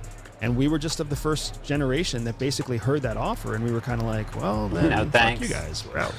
Right. And, like when we left in 2014, CIA had really never seen that before. People who leave mid-career because they started having a family was unfamiliar to them. The attrition rate prior to 2014 was like in the low 2%. It was like 1.8%, 1.6%. Everybody wanted to stay. Very few people ever left CIA. And when they did leave, it was because they were retiring, and then they went through what was called a revolving door. Retire on Friday, come back in on Monday as a contractor working for some big contract company. That was basically how people would retire. So they were not accustomed to mid-career successful professionals just leaving. What's the point of becoming a contractor? What's the difference? Like $60,000 a year. You get paid more or You less? get paid a ton more. You get paid a ton more. Do you remember when Donald Trump, when he took office in 2016, for like 2 years after that, he tried to start taking security clearances from anybody who wasn't in government? Do you remember that? Yeah. He was 100% right.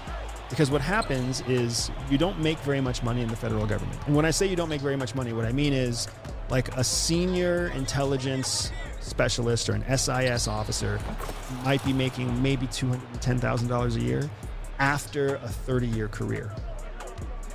Well, shit, dude. Like, you know how many 28-year-old salespeople are making $250,000 a year right now? Like, you know, 20-year-olds that have made $1 million a month sitting in that seat. Exactly, right? So after a full year of servicing the government, for $210,000 being your greatest salary ever, you have these super high secrecy, you have the super high clearance, you have a huge network of peers at CIA, at FBI, at DOD and DIA, at NSA, and abroad with the Israelis, and with the French, and with the Germans, and with the British. Like, you have this giant network. Well, a corporate for-profit company wants access to that network. Your Booz Allen Hamiltons and your Raytheons and your Gotcha. I khakis, see what you mean. right? Yeah, So then they'll come in and they'll make offers to the retirees, and then the retiree will step out on Friday without being an employee for CIA anymore, sign on with khaki or sign on with Booz Allen Hamilton or Raytheon, sign a receipt to start getting a $370,000 salary. But all they're doing is they're essentially brokering introductions and contracts with whoever's still inside the building. It should absolutely be illegal. He said it absolutely should be illegal.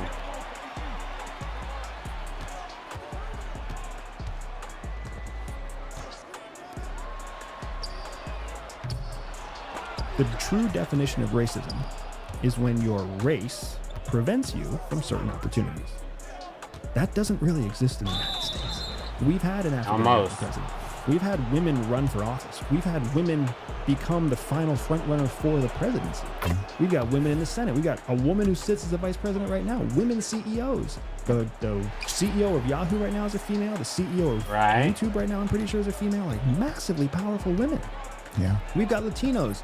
We've got Indo-Pacific. We've got all sorts. Like, the opportunity in the United States is very real, and it's very much there.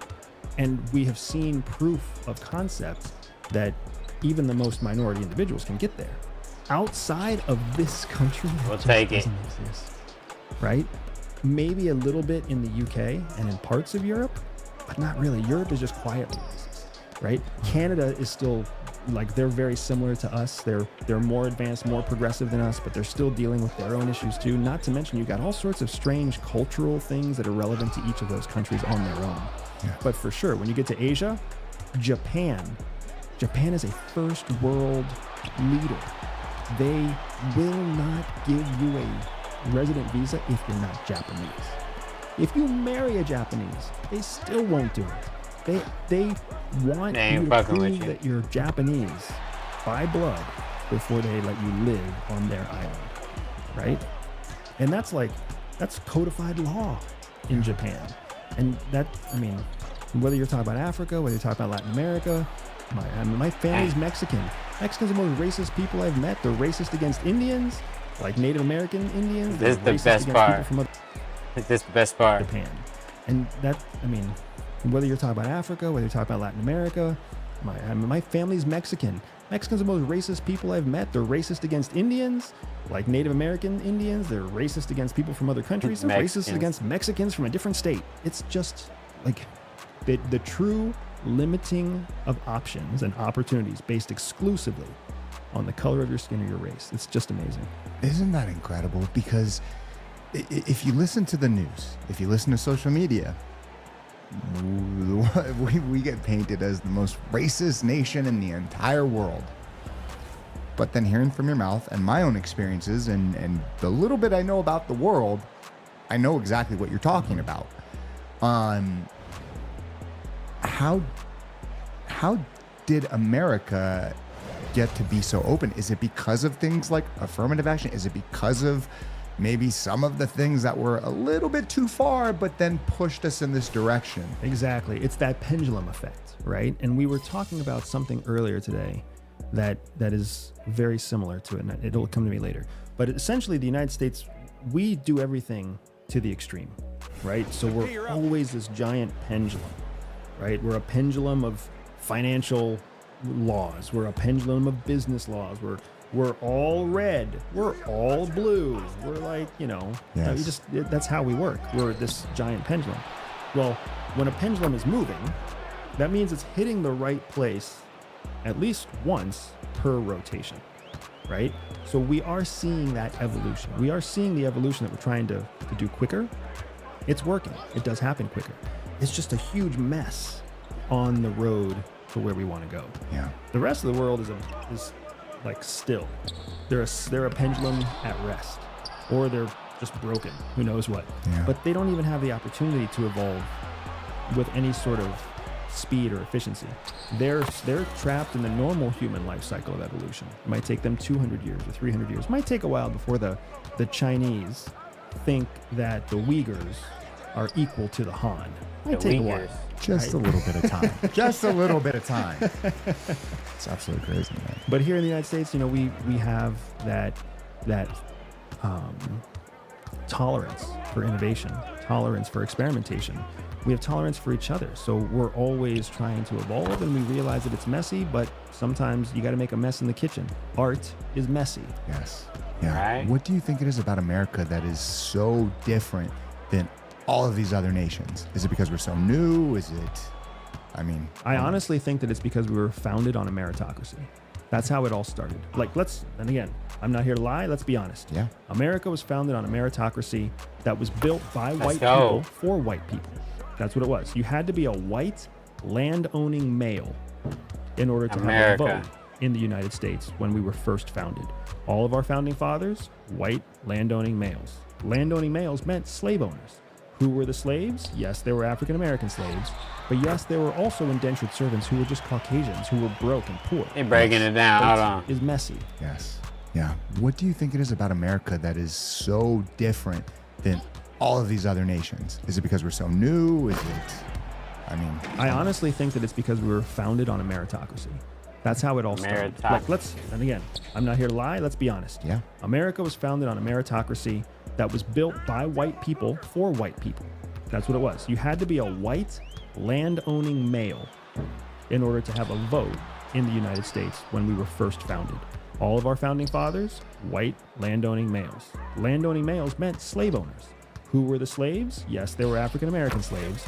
But yes, there were also indentured servants who were just Caucasians, who were broke and poor. Yes.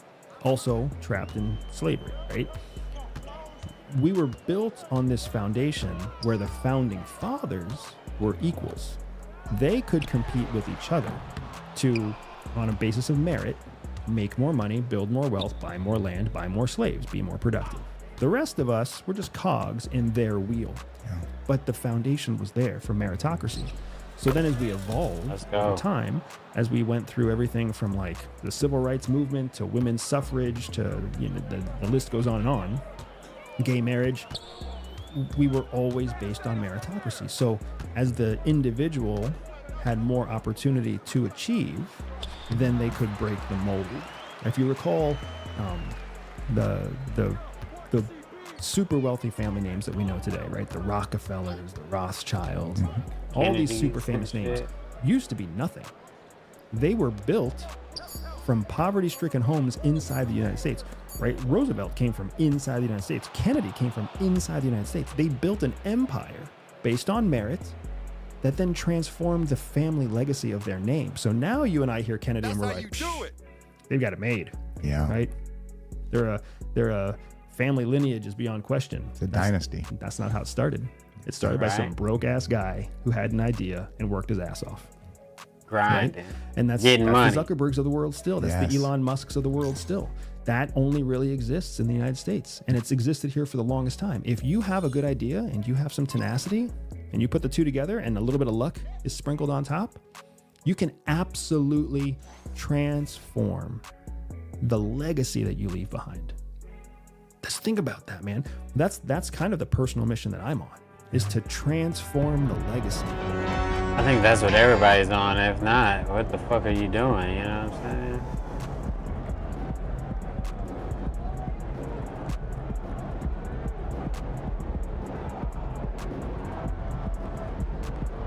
I don't work for the CIA yet.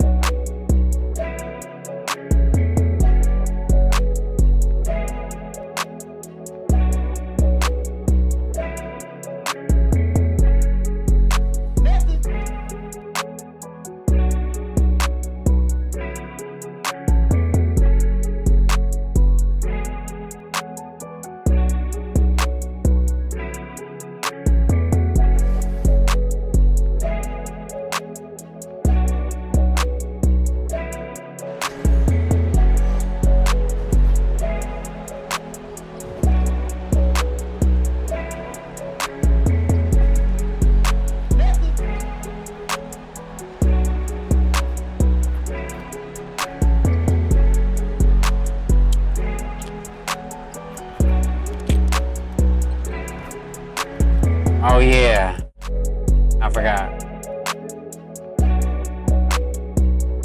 Let's go, let's go, let's go.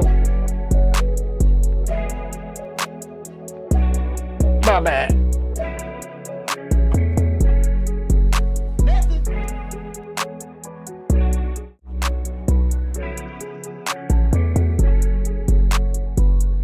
That sucks.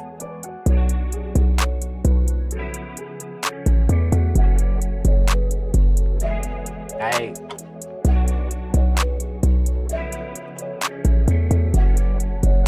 Okay, my bad. I gotta get an update apparently.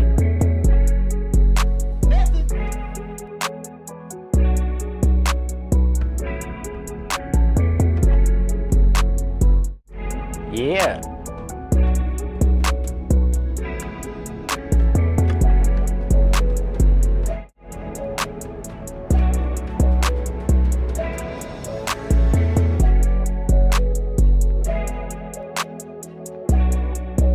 Come on, man. Come on now, dog.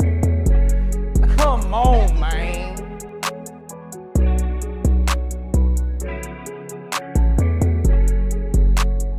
Activision.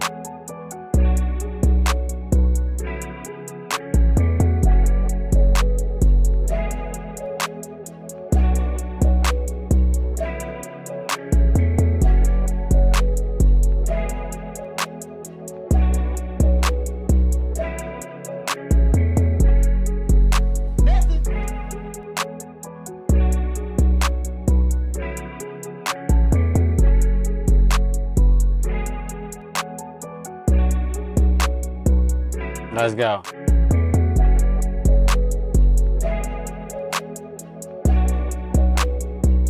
Within the first 84 episodes, we have located thousands of miles of tunnel systems all over the world. And today, we find an article written 21 years ago stating that the rumored existence of huge networks of tunnels are located beneath Iraq, where it stretches for miles, linking palaces, where we are told that there are no lights, just like we've talked about in episode 84, constructing 18 levels underground, in the dark, centuries before the invention of a light bulb. 100% challenges the mainstream historical narrative. Understanding that no human could ever construct a massive network of tunnels in the dark. We have found something massive.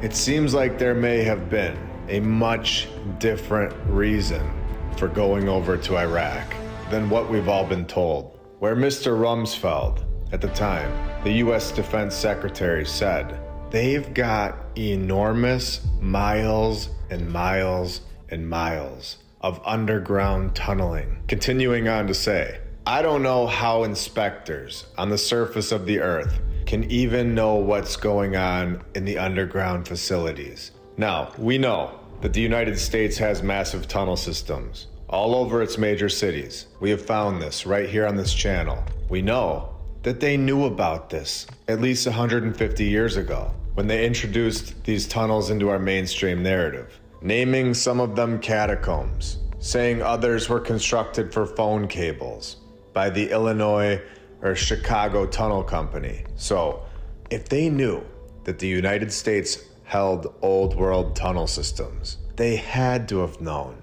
that these were all over the world. I personally think that they wanted to go to Iraq to see what technology, what information was being stored in their tunnel systems. I think that they probably found things in their own tunnel systems in the USA and fully mapped them out, blocking them off from the public. And now they wanted access to possibly one of the most important historical locations in the world. I think this may have been what 2001 was truly all about. Where the article continues on to say, we believe now that it is more than 100 kilometers or 62 miles, which is very interesting when we look back at Chicago, when we were told that it was thousands of miles of tunnels. And then later on, they tell us that it's only 60 miles. So basically, hiding the rest of the tunnel systems from us. A very clear pattern. 100 kilometers of very complex network, multi-layered tunnels, where we are seeing now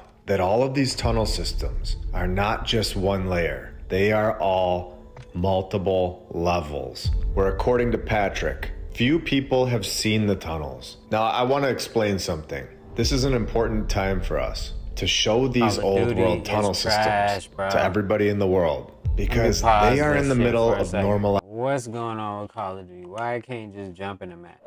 Why I gotta jump on Battlefield? Because Call of Duty can't figure out the matchmaking system. That shit's crazy, bro. I can't even play Call of Duty because Call of Duty, they want you to play Warzone, I guess. Nevertheless, I'm back on Battlefield, man. Fuck Call of Duty. Tunnels, which would completely saturate the entire topic.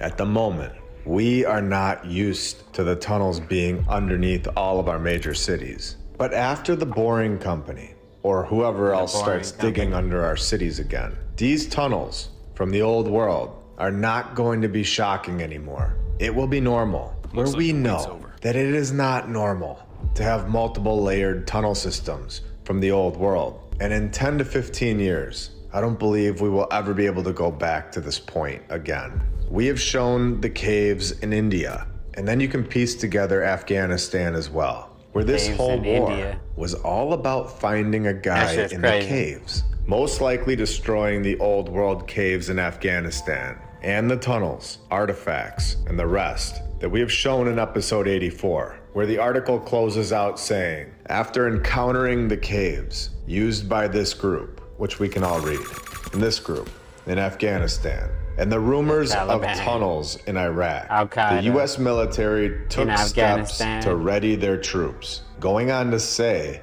a site including miles of old mining caves in the desert of Southern California was turned into a tunnel warfare center in 2001.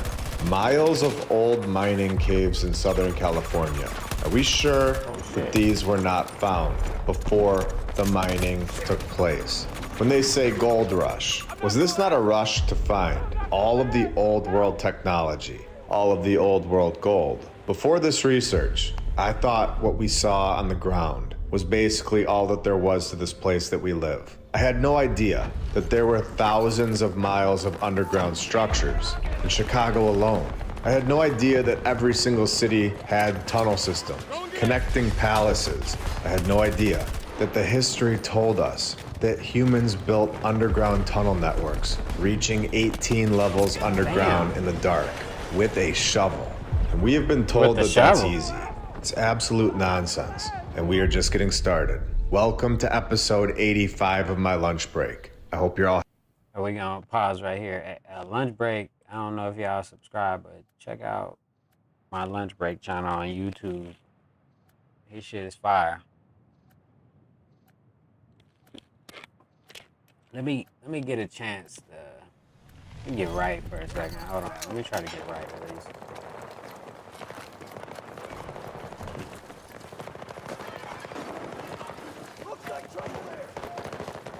Are we defending? Okay.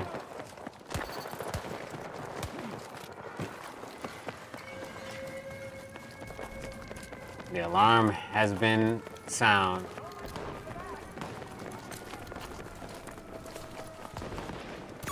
Hostile on the map, around 70 meters from my position.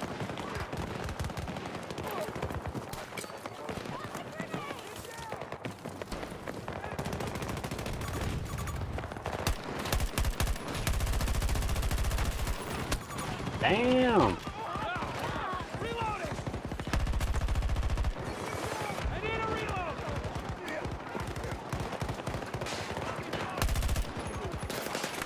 Damn, right there. That's fucking crazy.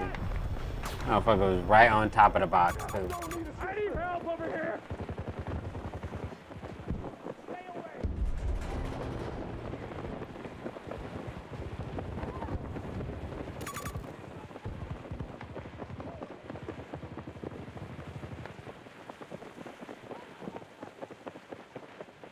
Alright, shit.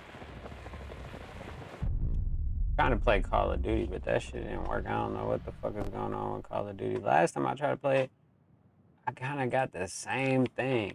I was trying to play the shit, but I couldn't really find no matches and shit. 90 meters from my position. The fuck? Battlefield is crazy, bro. Here to go. Hit. So much shit going on. Oh, shit. Somebody trying to kill me? Yeah. I thought I heard something. Damn. Oh yeah, we defending. That's what it is. This gotta be hella bots.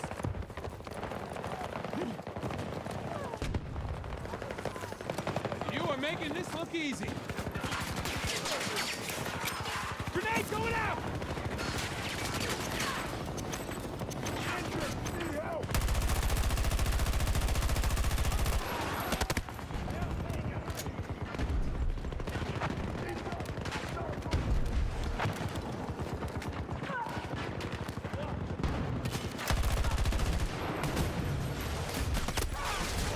Somebody came around the back. I knew it. No diddy. I knew somebody was coming through. Alright, let me get back to this then. Since I'm fucking trash at every goddamn game Having a today. great day, and if you're new, welcome. Hold on, let me skip this part. Cause I'm maybe not. Oh yeah, let me skip this part. Shout out to my lunch break channel on YouTube. Kimberly Bruce, Natasha C., Kay Moore, Dan McGee, Vince Moreno, Shiba Shaba in the darkness. You guys are all awesome and helping this channel out a lot. Let's go to a much more recent article, January 2024, where the Times of Israel reports that senior Israel defense officials now assess that Hamas's Gaza tunnel network is between 350 and 450 miles That's long. a lot of tunnels. Far longer than previously believed. And I want to remind you all that this is what is being exposed to all of us. I believe that this tunnel network goes down multiple levels, just like we have shown, and extends much further than 450 miles. And what we see on the ground is nothing compared to what is going on under our feet. And then you wonder where the missing individuals go, where I think we know now. These catacombs could for sure just be all of us. Years and years of being taken. And once that section of the tunnel fills up in their geometric shapes, they just move on to the next section. And then they open it up for ticket sales, like we have shown. It can't get any clearer, if I'm being honest. Now, with all the technology that these governments have, you would think that they would be able to do some ground penetrating radar and see how extensive these tunnel systems are without ever even going there. I believe this is all nonsense, that they are just finding new tunnels now, where the estimate reported by the New York Times is markedly higher than the Israel Defense Forces assessment. They say there was 250 miles of Hamas tunnels last month. And this month, it's 450 miles long. Even more So now. in 3 years, what do you think it's gonna be? These tunnels are massive, and they go many floors down, connecting all over the world. If the public can own ground penetrating radar, the governments can probably see 1,000 feet under the dirt, if we're just being honest. Could you imagine? With the technology that we have today, they still have to send a dog in there to sniff it out. Come on. 2 Israel defense officials who spoke anonymously said there were roughly 5,700 separate shafts leading down into the tunnels. This is just incredible information. Understanding that these tunnels aren't a single level. Understanding that they go down so many floors underneath our feet and are all interconnected. This is unbelievable. In every single situation we see this. Some people have been taken into these tunnels and of course didn't make it, where Israeli forces have worked to destroy the tunnels. Again, my guess, after everything that we have seen, is that so many have been taken into these tunnels and have never come out again, where the tunnels connect below an area of the school. So we can see this is just a very dark subject in today's time, where I'm gonna try my best and lob this out there for anyone that is not understanding what I'm trying to say. According to the Child Crime Prevention and Safety Center, every 40 seconds, someone under 18 goes missing or is abducted. In the US alone, approximately 840,000 go missing each year, and the FBI states that between 85 and 90% of them are not adults. So, where do they all go?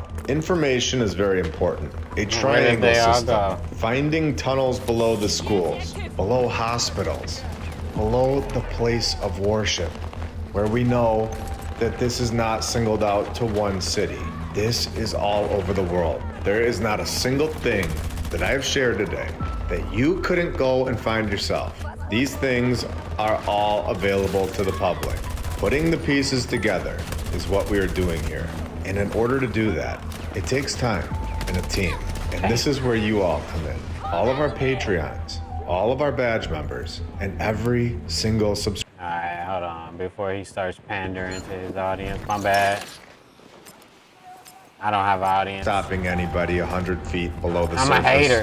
Who is even keeping track of where they are on the land layout 100 feet below the surface? In my opinion, tunnels are 100%, without a doubt, crossing over imaginary borders, not just in the USA, Canada, or Mexico, but all over the world.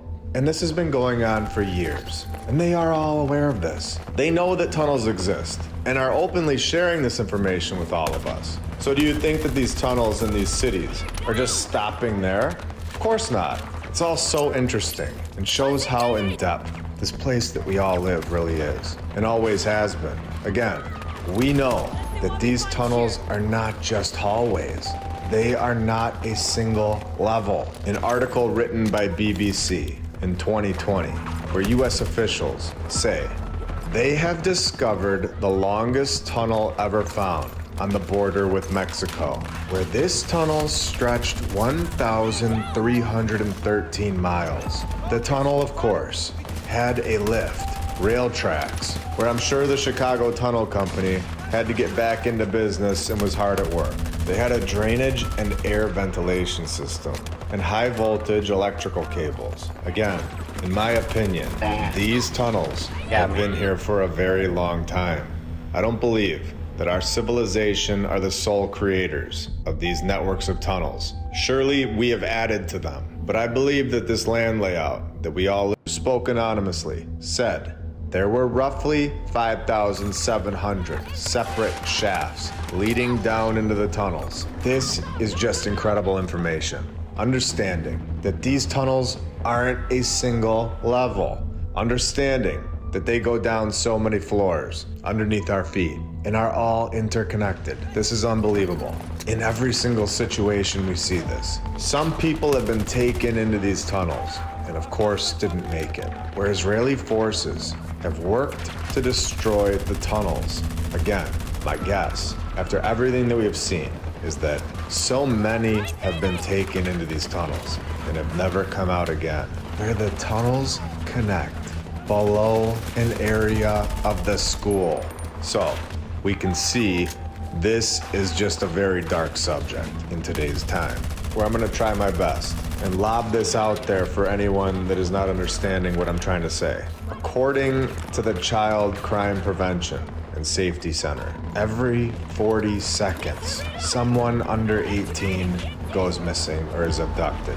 In the US alone, approximately 840,000 go missing each year, and the FBI states that between 85 and 90% of them are not adults. So, where do they all go? Information is very important. A triangle system, finding tunnels below the schools, below hospitals, below the place of worship, where we know that this is not singled out to one city. This is all over the world. There is not a single thing that I have shared today that you couldn't go and find yourself. These things are all available to the public. Putting the pieces together is what we are doing here. And in order to do that, it takes time and a team. And this is where you all come in. All of our Patreons, all of our badge members, and every single subscriber, and everybody who likes the videos. Because of all of you, we are growing to a bigger...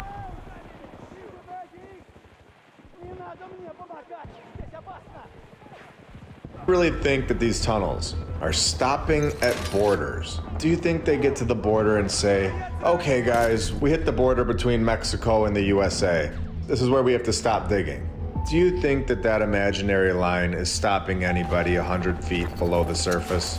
Who is even keeping track of where they are on the land layout 100 feet below the surface? In my opinion, tunnels are 100%, without a doubt, crossing over imaginary borders. What? Not just in the USA, Canada, or Mexico, but all over the world.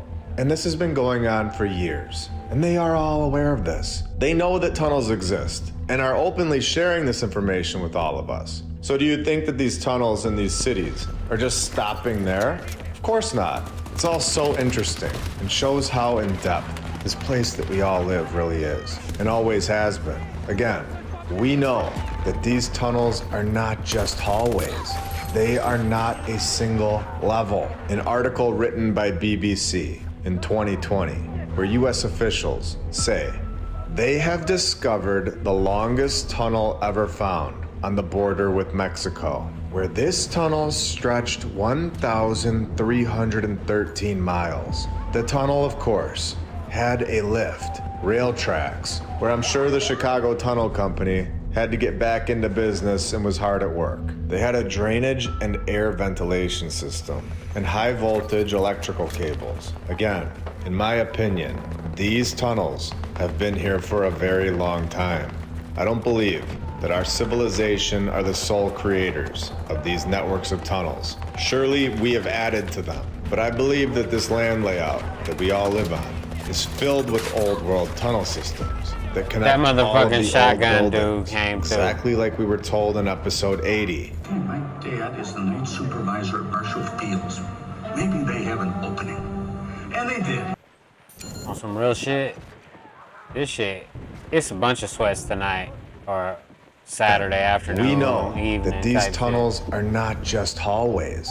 They are not a single level. An article written by BBC in 2020, where US officials say they have discovered the longest tunnel ever found on the border with Mexico, where this almost. tunnel stretched 1,313 miles. The tunnel, of course, had a lift, rail tracks, where I'm sure the Chicago Tunnel Company had to get back into business and was hard at work.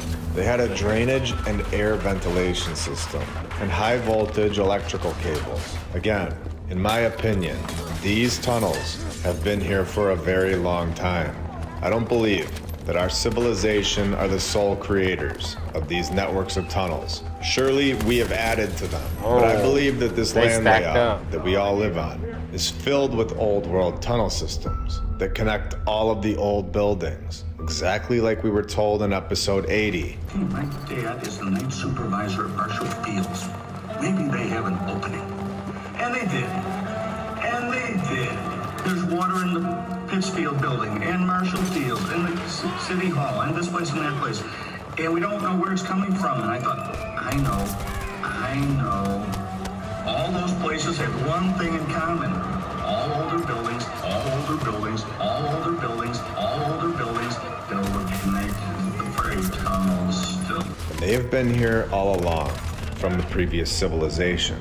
They found these so-called smuggling tunnels, yet they found no drugs and nobody was arrested. How can you call it a smuggling tunnel if you don't find any drugs and nobody was arrested? It doesn't make any sense. So are we sure these are smuggling tunnels? Or are these old world tunnels that have gotten some cables installed? And then authorities, of course, did not say who they thought was behind the creation of the tunnels. They don't seem to know much about it, where it was not clear how long it took to build it. This tunnel has an average depth of 70 feet below the surface, and this is what we are told. Now, we have a bonus today. Switching gears here, we are told about the Griffin. We know how it's connected to Griffin. Russia, Asia, and of course, Tartaria. And this gets interesting, where the Griffin and Griffin Arimaspians Observatory, were associated the with Griffin gold in Las deposits Vegas. of Central Asia, where Tartaria was located. Now, this group were a legendary tribe of one-eyed people. Damn. Again, going back to the gold The rush Griffin? that we were all told about, going to California, where all tales of their struggles with the gold guarding griffins guarding the gold. So is this the reason that Tartaria and griffins are not taught to us today, considering the possibility of a season that is little, where the griffin is considered a protector from evil, witchcraft, and secret slander, where that seems like the time period we're currently in. Clearly a creature that was here, shown at the St. Mark's Basilica, another one at the Ripon Cathedral in England, and of course, a photo from 2007, a griffin statue in the front court of a cemetery located in Budapest. The Royal Air Force Police Badge in the United Kingdom, a griffin right here in the middle, and a map where we are told from 1587, Urbano Monti's map, a map that has some strange creatures, massive birds carrying elephants in South America, a map that depicts South America connected to Antarctica, where we know something massive is there now. And a griffin depicted right here in North America, modern day Canada. And another one right here with so many different types of creatures located in Antarctica. And there is so much written on each one of these triangles. If anybody can read these and let me know what they say, that would be incredible. You have the USA right here with La Florida, Canada, Gulf of Mexico. This map is incredibly detailed, with an interesting section right here, where you have a guy coming out of the water, and something else going on here, right above Brazil. There are only 3 surviving copies of this world map today. They are located at Stanford University and have been recently digitized. This is, by the way, a 10-foot map. It was originally 60 separated sheets and have now been put together to make one photo. Now, it is interesting to note, this is a map of the Earth on a flat map. It is not a ball. It shows the Earth circling around the North Pole, with every direction away from the central point, the North Pole, being south. There's a magnetic pole in the north, where this map was created to serve not only as a geographical tool, but also show climate, customs, length of day, distances within regions, where the whole map could be stuck on a central point, the North Pole, and then revolve around this central pivot point, where it of course had cities all over it in red, and of course massive palace-like structures. And then flipping to the next page, we have this, a diagram showing the detailed length of days and nights during the different months of the year, eclipses of the sun on the next page, and even a chart showing wind directions throughout the year. These maps are so interesting.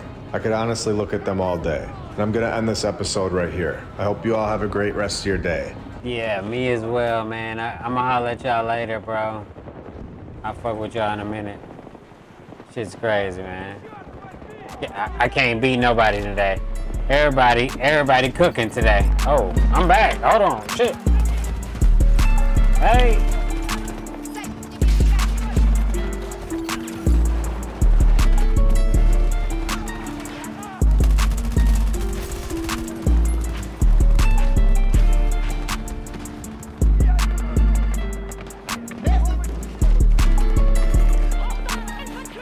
Damn.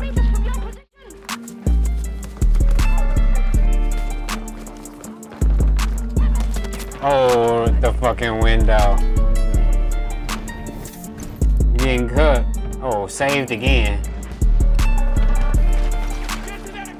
My team is filled with bosses right now.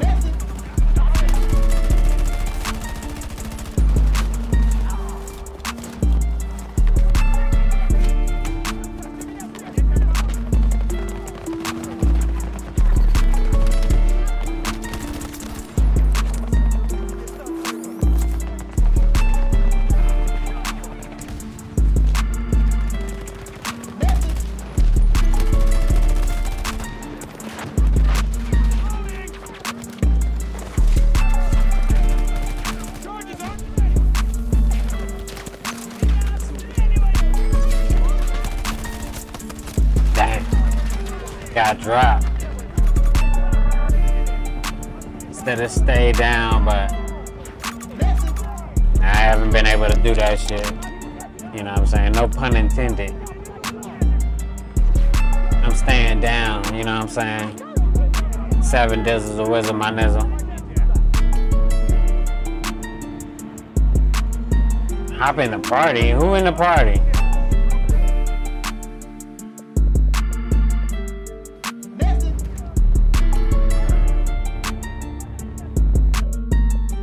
Let me see what they talking about. Damn, there's 8 motherfuckers in there. Hold on.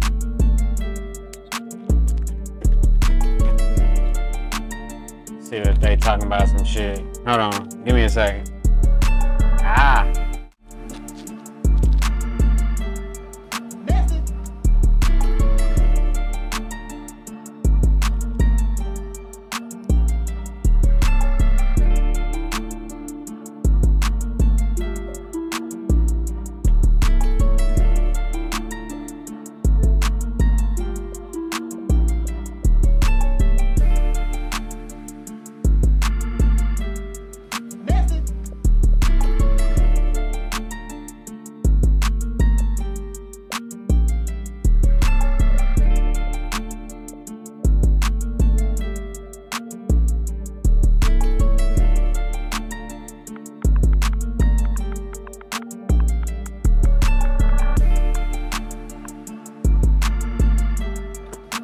second. I'll be right back.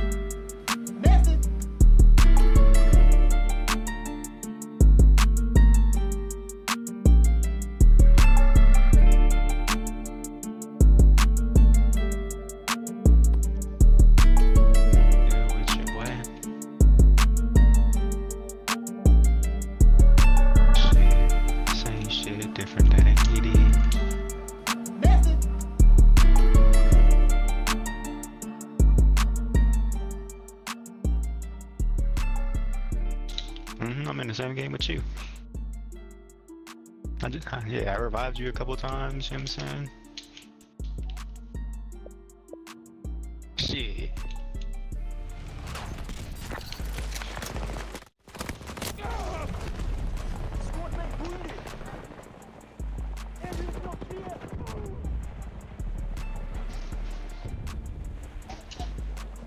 That's facts. Nah, that's true. That's the shit I'd be saying. I'm in a new squad. Join the new squad. It's, it's called Quake. Yeah.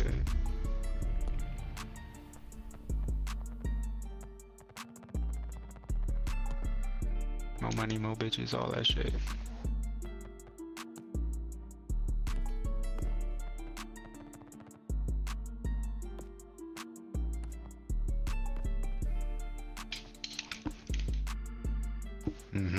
Yeah, I like this game.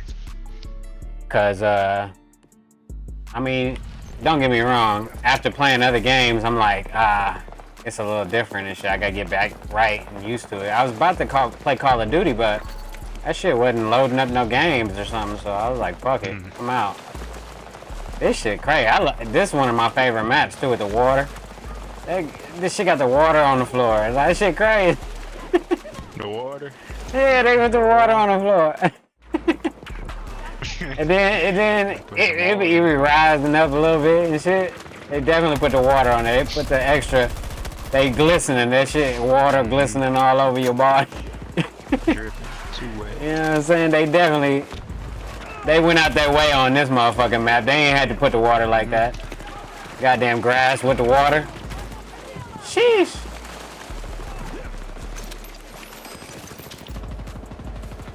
No, but yeah, I was just fucking around on this shit, man. Trying to play some CIA videos and shit while shooting people on a video game. You know what I'm saying?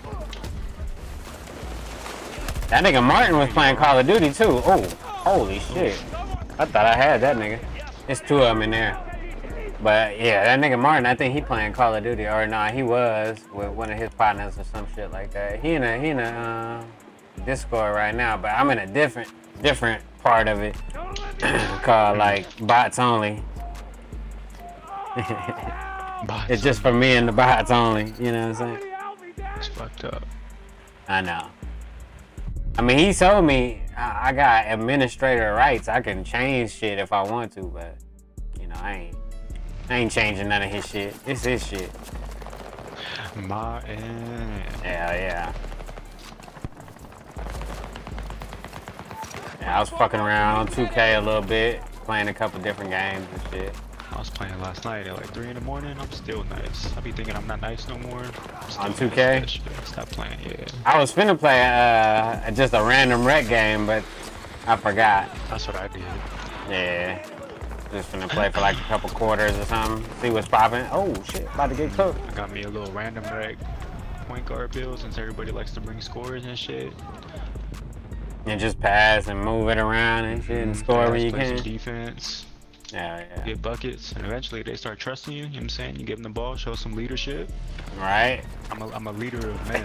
Remember, that's how I filled up my friends list that one year. Just going into the motherfucking rec by myself, playing point guard.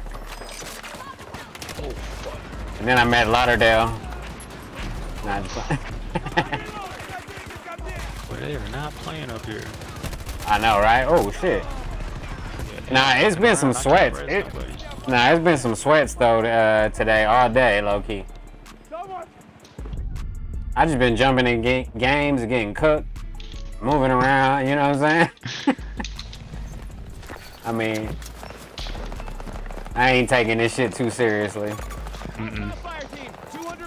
Just trying to enemy disrupted. Right, just trying to keep my my aim right for real life, you know. They say we live in a simulation, so you know. Damn, this nigga sniping from far. Oh, got me. I swear I hate snipers, bro. I'm finna try to pick you up. Don't die yet. Yup. Ah, that nigga stole that shit. I think I got a piece of it though. Let me put the potato.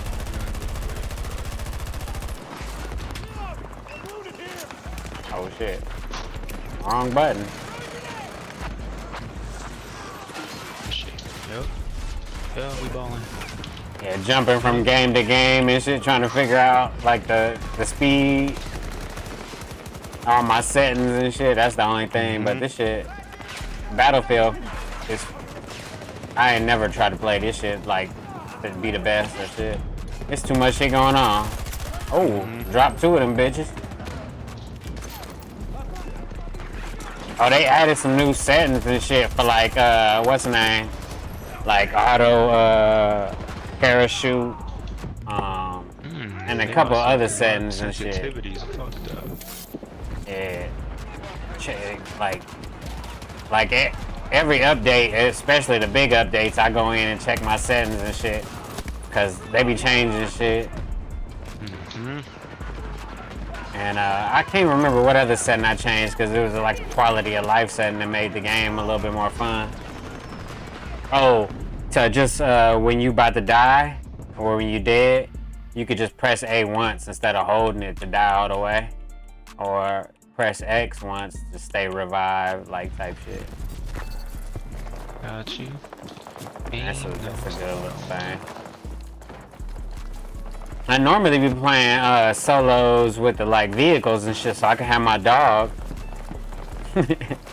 That's how I normally creep around, but I've been feeling like playing just infantry, but I've been getting cooked though.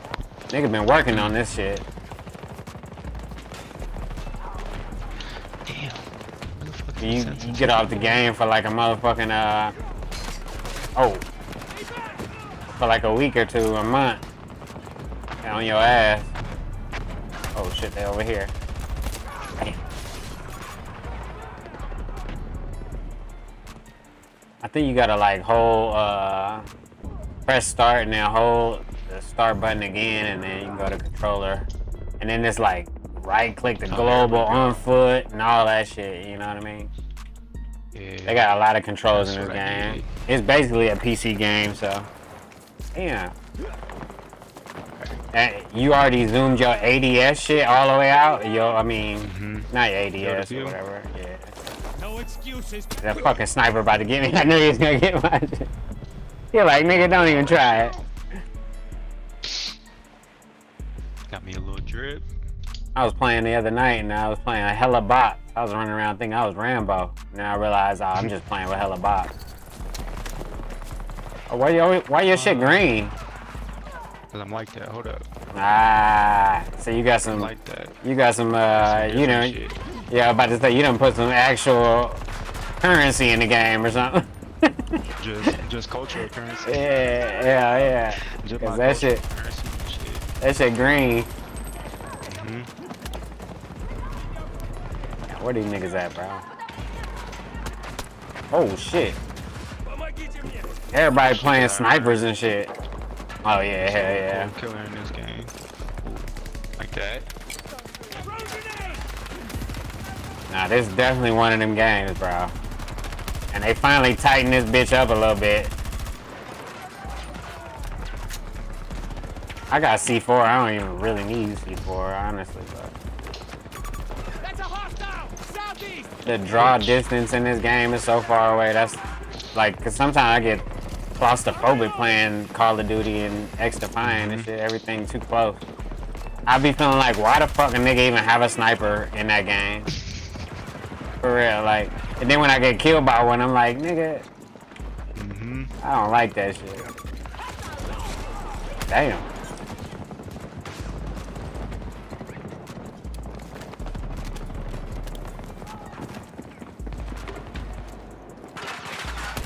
Oh, come on. Yeah. Reload, take your place. Yeah. Moving. Got him. I ain't trying to go in a straight line, that's all.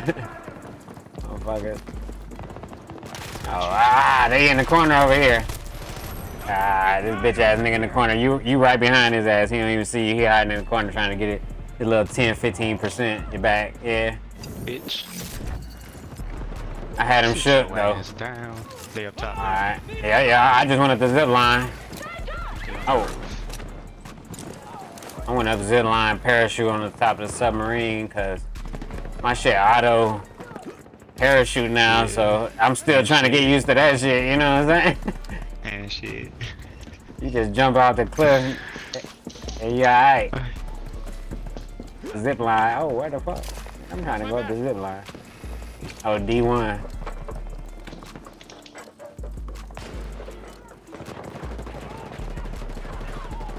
Oh, he think he up here. Hey, you could point at D1 and goddamn, I think right trigger, and you'll get like some points for being a leader, captain and shit.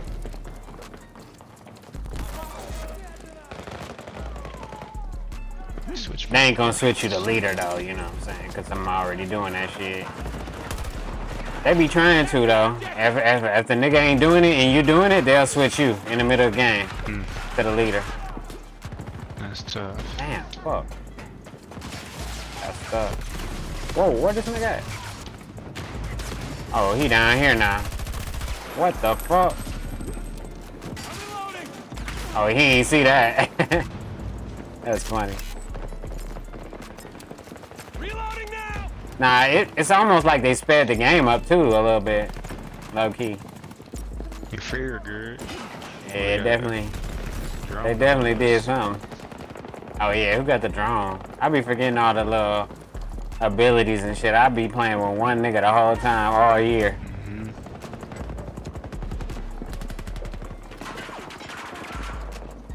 That nigga, he evasive action with the drone. I ain't even about to waste my bullets. When I was playing with Mikey and them on this shit, right? I would just use the drone, be at the top of the leaderboard. They would be taking fools out. Hell yeah. Nah, I just started using it like last week because I didn't even know the recon nigga had a drone that you could just pilot for like, I don't even know how long, but it feel unfair how long, low key. But it's a big ass battlefield, so I guess it's alright. Damn, where them niggas at? I thought they was over here. I just jumped over this motherfucker.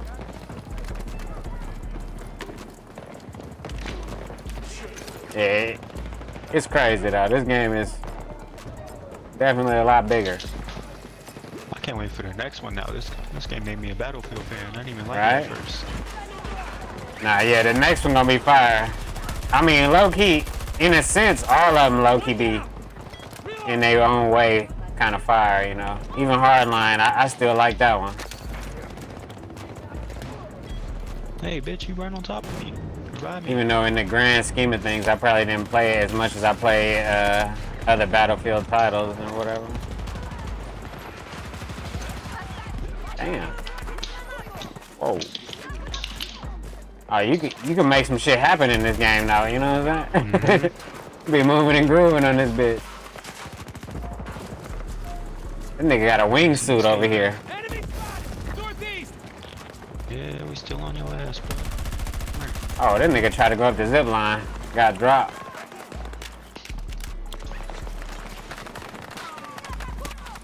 This game made me want to sign up to the army a couple years ago. I was like, nigga, I think I'm ready, bro. Fuck the dumb shit. I'm locked and loaded.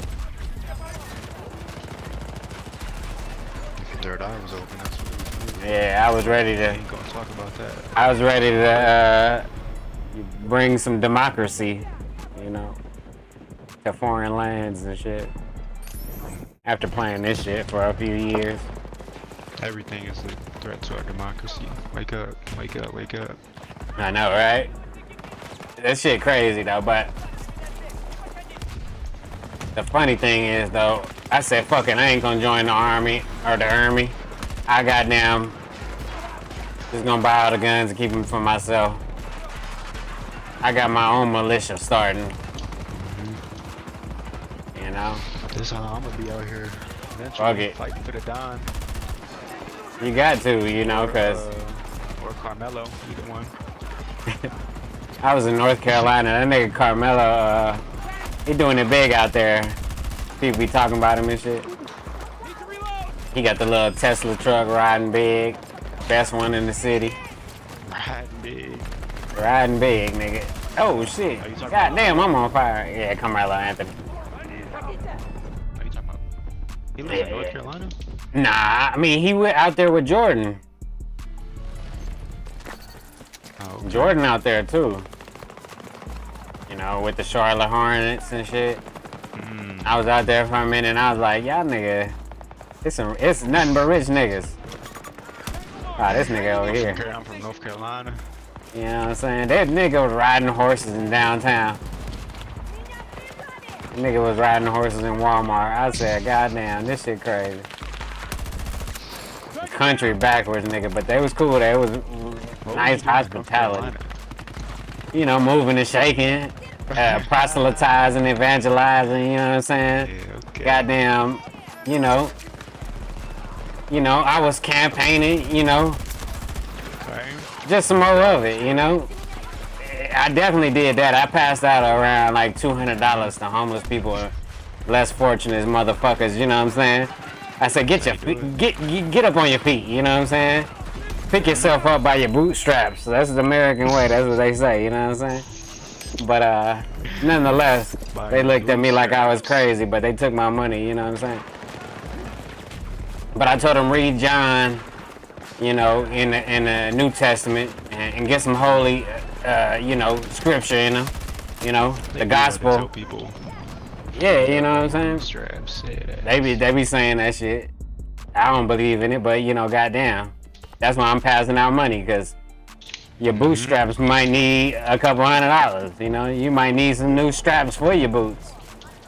But For your boots. you know, I was out there, you know, doing my thing, campaigning for a new, you know, new roles and new hoes. You know what I mean? But I mean, it was a lot of black bitches and shit, you know what I mean? It was a lot of crows, like my nigga Pimp C, RIP would say, but, you know, I'm partial to the fair-skinned, you know.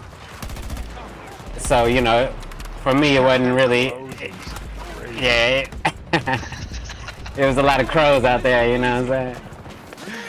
If some niggas like Pepsi, some people like Coke, you know what I'm saying? I mean, I don't like white folk, you know what I'm saying?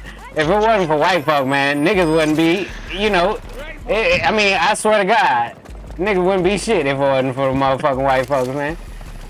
Hey, other countries, they, you know, look at the niggas in the other countries. Them niggas ain't faring so well, you know? Because the white folks ain't taking care of them. These American white folk love us some niggas, man. Yeah. You know? We goddamn. Was hanging with us for a minute. Nah. But they just doing, because they felt bad for, what's it, Luau Dang done spent all his goddamn money on them niggas. And now they say, goddamn, we gotta play hard for this nigga, bro. He done spent millions of his NBA goddamn money on a bunch of, you know, scamming ass niggas on the weekends. Them niggas got the telemarketing down, nigga. And then they catching rebounds, you know what I'm saying? Yeah, we in the middle. I just zip lined on a nigga. Went all the way up. About to drop down on some Diddy shit. Hold on, look. Yeah. I'm on some Batman shit right now. Oh, nigga, he over here literally laying down underneath the ramp, bro. What a loser. I'm about to kill Chris Kid 92. But nah, yeah. I mean, I was in North Carolina. I was in goddamn Wisconsin last week. You know what I mean? At the Aviation Air Show, EAA. You know what I'm saying?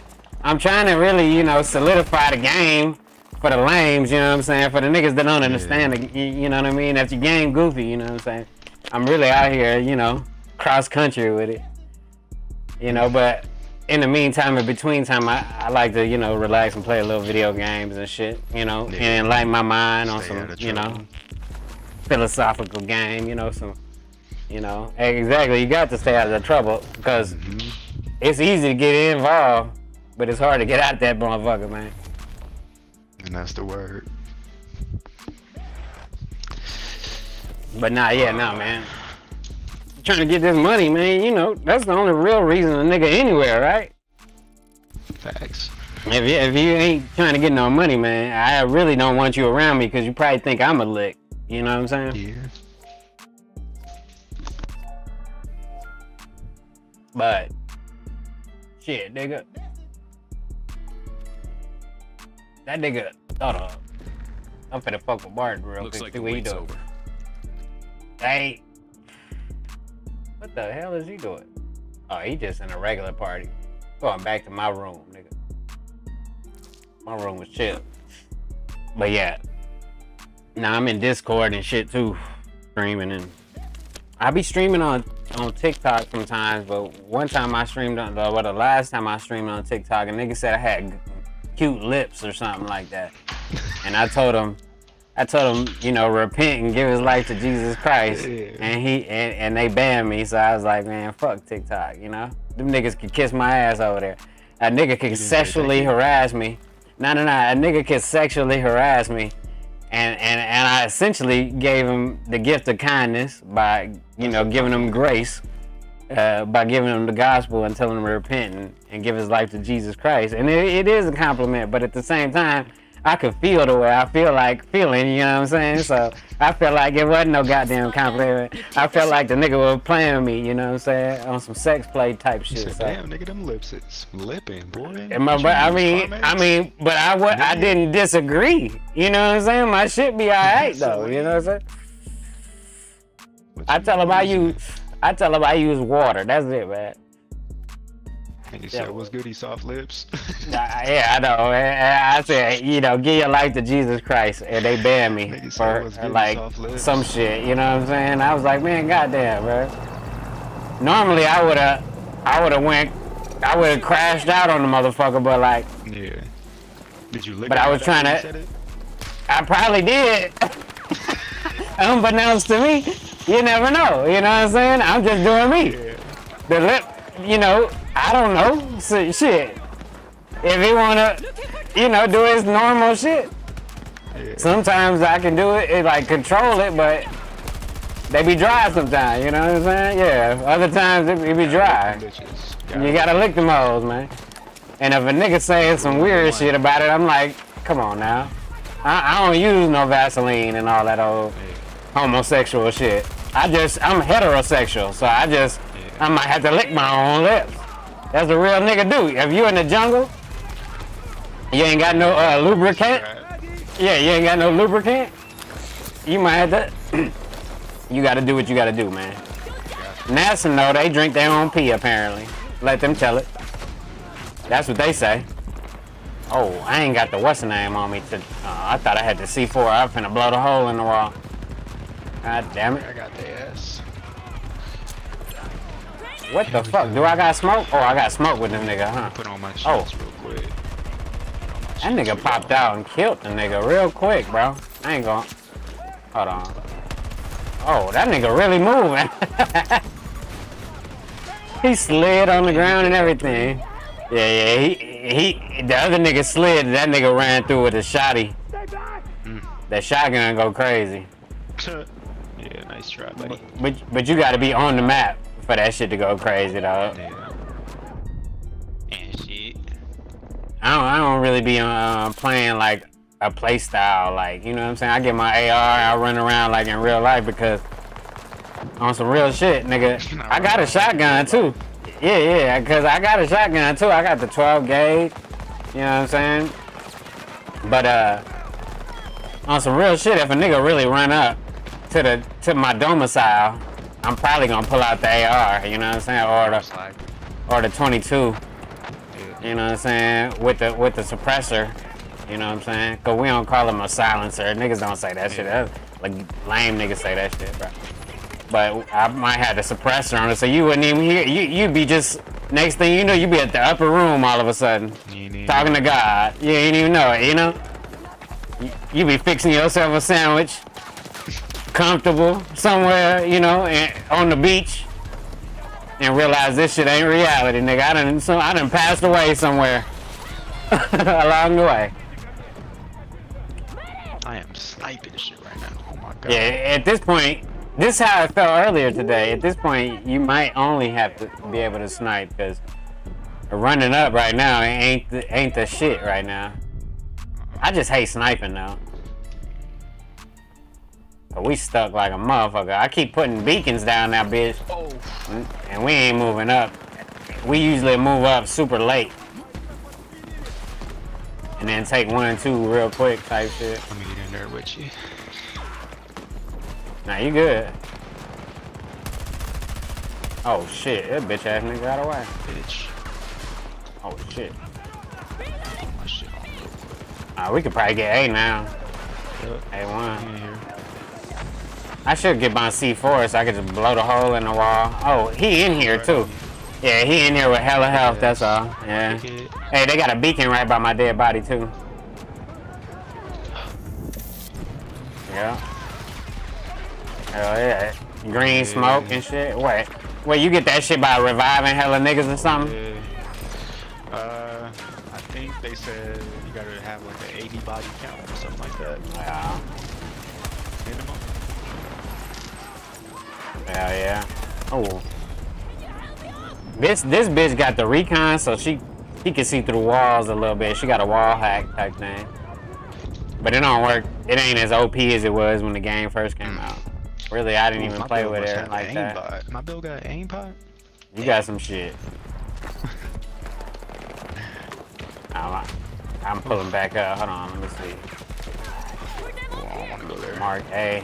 I gotta adjust my settings for like, you know how you can do it for all left and right? Scopes. Yeah. Different scopes. ADS and shit. Or not ADS, but yeah, ADS. Yeah, it basically is your ADS, but you gotta, it might be your horizontal or your vertical. It just depends on what you think is wrong. Usually it's ADS left to right, horizontal. Cause you want to be able to like strafe is what the white boys call it. That's what they've been saying. I ain't never used that word in my life, but nigga, you know what I'm saying? Yeah, left or right, horizontal. Just niggas ain't doing that shit. But the white boys say that's how you ADS and move left to right. They be calling it strafing and shit. I'll be just walking and shooting my gun. I don't know. Oh shit. But the white boys, they be talking about strafing and shit. I slide every now and again though. Yeah. You got to, I think. It's part of the game mechanics. I didn't even know this shit had slide though, for real, until I started playing the other games.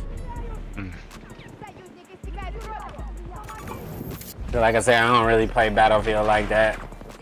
I ain't too sweaty. One thing I'm mad about this game they should have put back though is you could snatch a nigga jewelry. You know what I'm saying? You can't get no jewelry in this motherfucker no more. That shit ass, bro. On some real shit. For real, cause you'll run up, your partner be on the other team, you'll get his jewelry, and you go in your settings and your menu and you can have his jewelry forever type shit. You been had that shit. He ain't know it. You know what I'm saying? You done snuck up on him, and you got him. Oh, I was about to say you got the revive. I was about to die right back away. Oh, but I didn't. You got that. You got that revived character, though. That's why you get the full health when you revive or some shit. I was about to say, cause ain't no way. I just got I stayed alive from that. Why I got so many of these I can throw? Alright.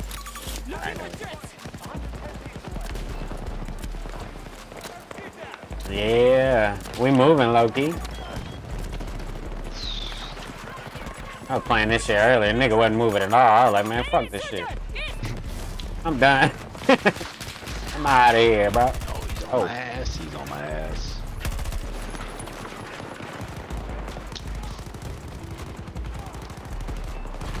We got the Fixer on our team, too. The Fixer 42, bro. I thought it was you for a second. Oh, it's that shit. Oh, the fucking... I start shooting at the goddamn gun and not the human. He had that motherfucking gun on the floor. Alright, here we go. Let's see what we got. Alright, somebody trying to flank A1, but I'm about to run right up into A2. I don't care, bro. Hold on. Wait, there's some shit going on over here by the tank. Oh shit. God damn.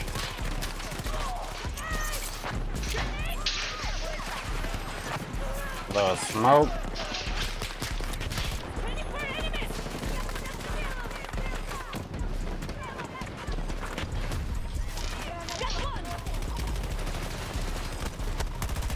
Somebody's right on That's me. crazy. I hear him. Oh. Big hit. Big hit. Yeah, I pushed up A2. They on my left slightly.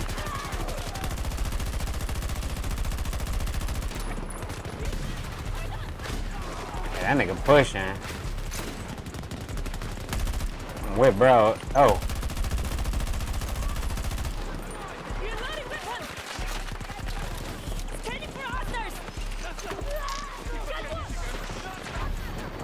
Damn. Oh. Damn. We pushed it though. Damn, missing my shots. I'm missing my shit right now. There we go.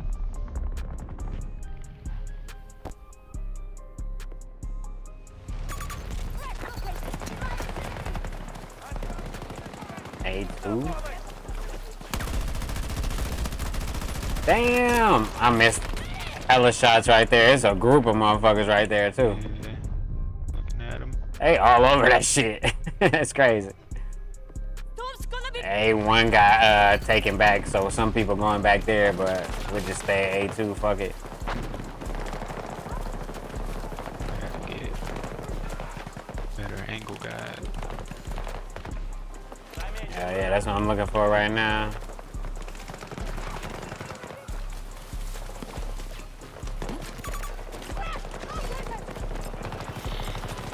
That motherfucking Xbox One X got this bitch playing smooth too, though.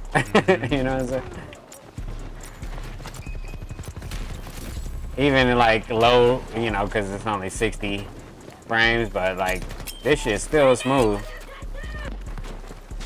I ain't playing on PC. There's somebody up top.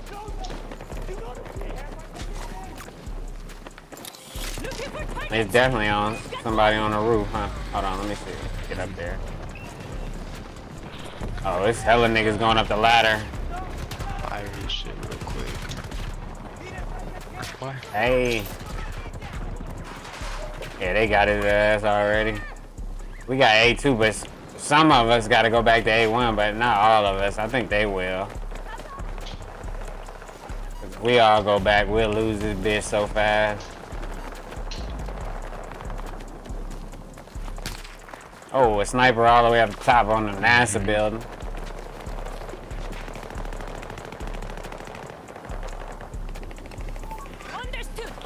Let's go.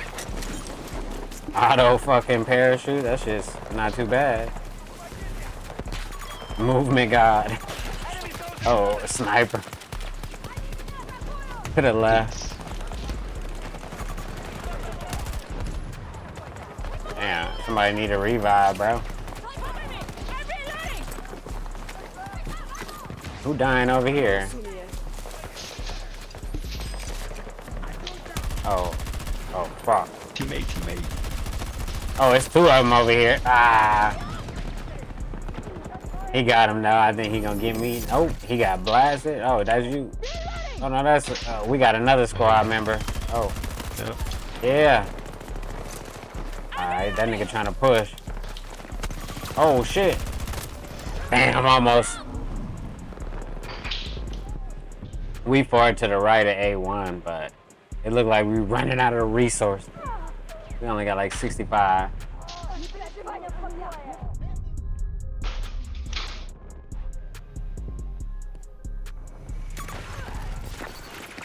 Damn.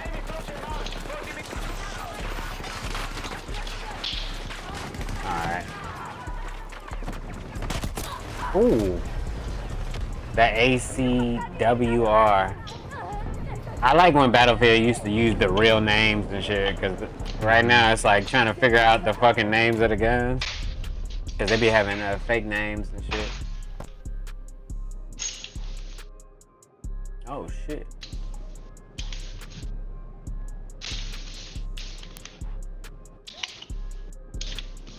Oh, let's see. Now where's me? I just picked you up. Thank you.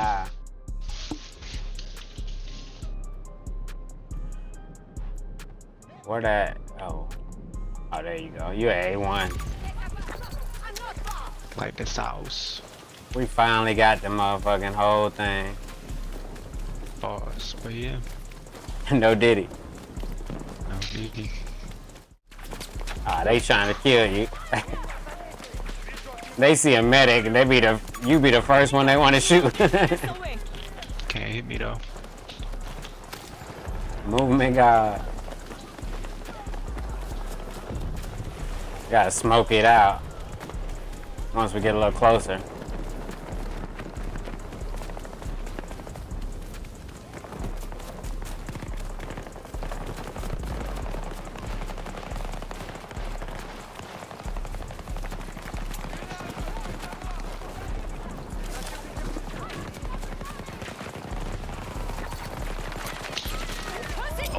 Spotted enemy. Oh. There we go. Yeah. Yes, sir. I get it. The man left behind. Ooh. They got you. Hold on. There's somebody over there going crazy. I hit him a couple times. Yeah, yeah.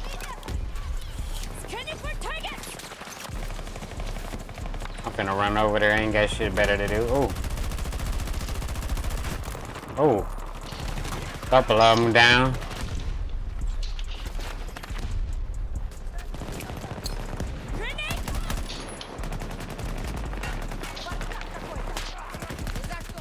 Everybody pulled up.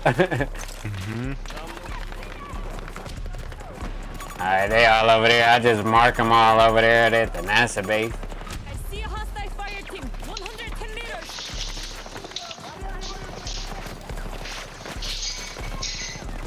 Oh, somebody over here to the right. Shit. I gotta switch my gun. Oh, wait. Oh, to the right. Oh, shit. Damn. That motherfucker is up high, too. They in the mountains, so that's a canyon type shit. Cat in the canyon. Hell yeah. See if I can get you now. Yeah, I'm about to say, you behind a tree. Hell yeah. That medic nigga be reviving niggas hella fast. Oh, shit.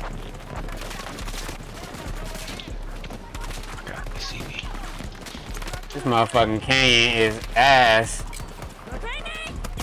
I'm about to say, I put some smoke down just to try to run to a spot. Man.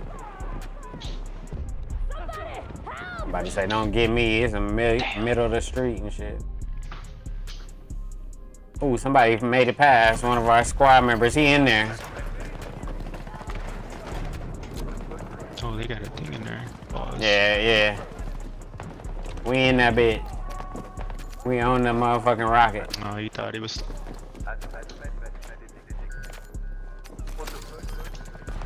Yeah.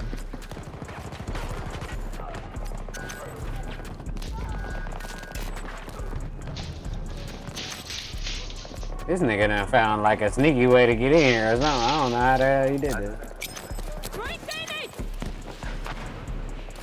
I'll find them.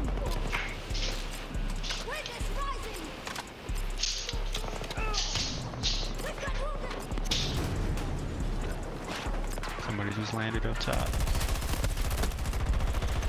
Dang.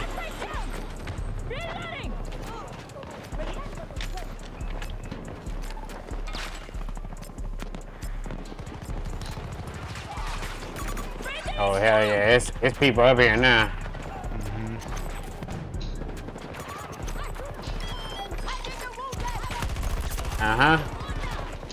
I wait for his ass to drop. Oh, that nigga trying to blow me up from down there. You a bitch.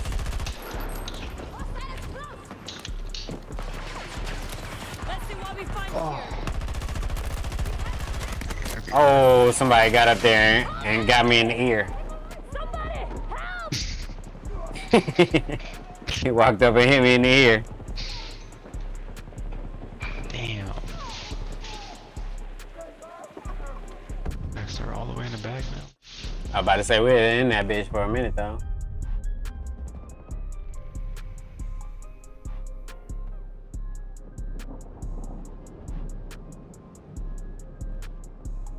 Damn, we gotta start from scratch, nigga. This like the DMV. We back at the beginning.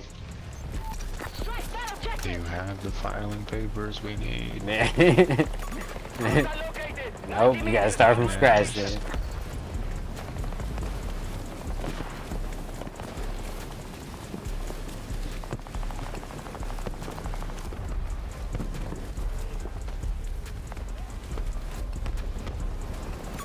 Marking danger. Distance. Marking danger. Oh, they're right up here. Oh. Hell yeah. They ain't waiting. They're right up in there. They still I'm up gonna there. see if I can get you, yeah. See if I can creep up. Oh, not that way. Oh, you down here? Or no, that's the fixer. I got you. I'm here to help. Let's go. Damn. It's like the 5th time Yeah. he killed me. I got your bag. Oh, that nigga is cheating. Yeah, he knows. That nigga, yeah, I'm about to say that nigga on PC. He got a cape on. He jumping around like a motherfucker. And teabagging. I'm about to say, I got like at least what I thought was gonna kill him. Enough bullets, 5, but apparently he need to be killed. Like he had some like armor plates or whatever. I don't use the motherfuckers, but I probably should. Cause anybody that I come up with armor plates, I'd be like, God damn. You gotta shoot them out extra long. 24.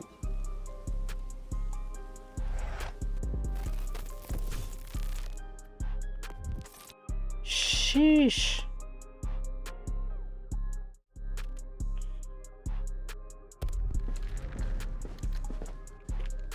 I'm ready. I don't even know if my bitch got no other outfits and shit. That's about it for her.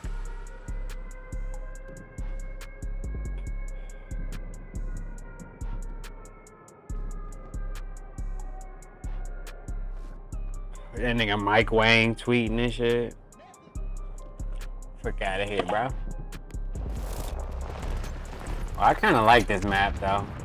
That's what they need to drop is the nighttime pack for this game, so every map can be on nighttime. That shit was fun when they did that shit. I ain't play it that much, but it made the maps look cooler. Cause this map will look cool at night. Oh shit, we defending this time? Yeah. A little change of pace, you know what I'm saying? Yeah. So like this character, I'm supposed to be using a sniper rifle with, but fuck that shit. Yeah. Certain characters be more proficient with specific weapons and shit. That's what I don't like about the modern video games. I remember back in the day, you just pick a gun and go out there and kill some motherfuckers, bro. Mm-hmm. Now they like, ah, nah, bro is a lesbian, so he only used the long gun. You know what I'm saying? Like, what the fuck?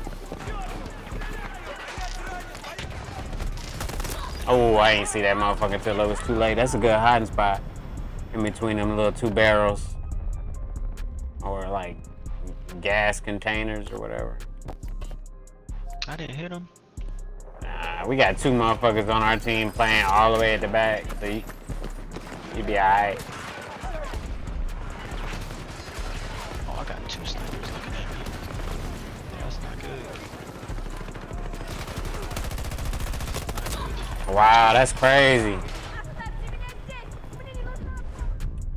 This game, it's really not about ADS speed, honestly. It's about who sees you first. I'm okay. Thank you. Ah! As soon as I spawned, I got shot by snipers. I'm gonna hide in this tree for a second. Wait, I can put this shit over here? Oh, I gotta fall back. Ah! Run, nigga, run. What is this?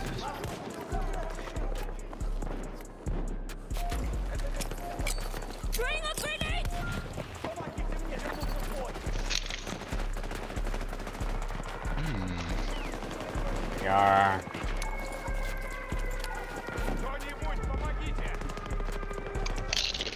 Alright, this is where they stop, fellas. Damn, that's hella good. Yeah. Damn, that shit going crazy right now.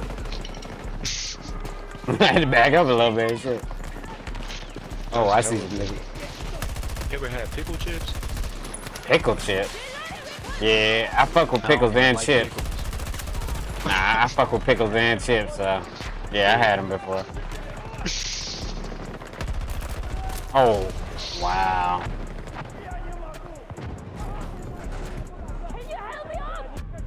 Bro killed me and just immediately started putting out some gadget and shit. That shit crazy.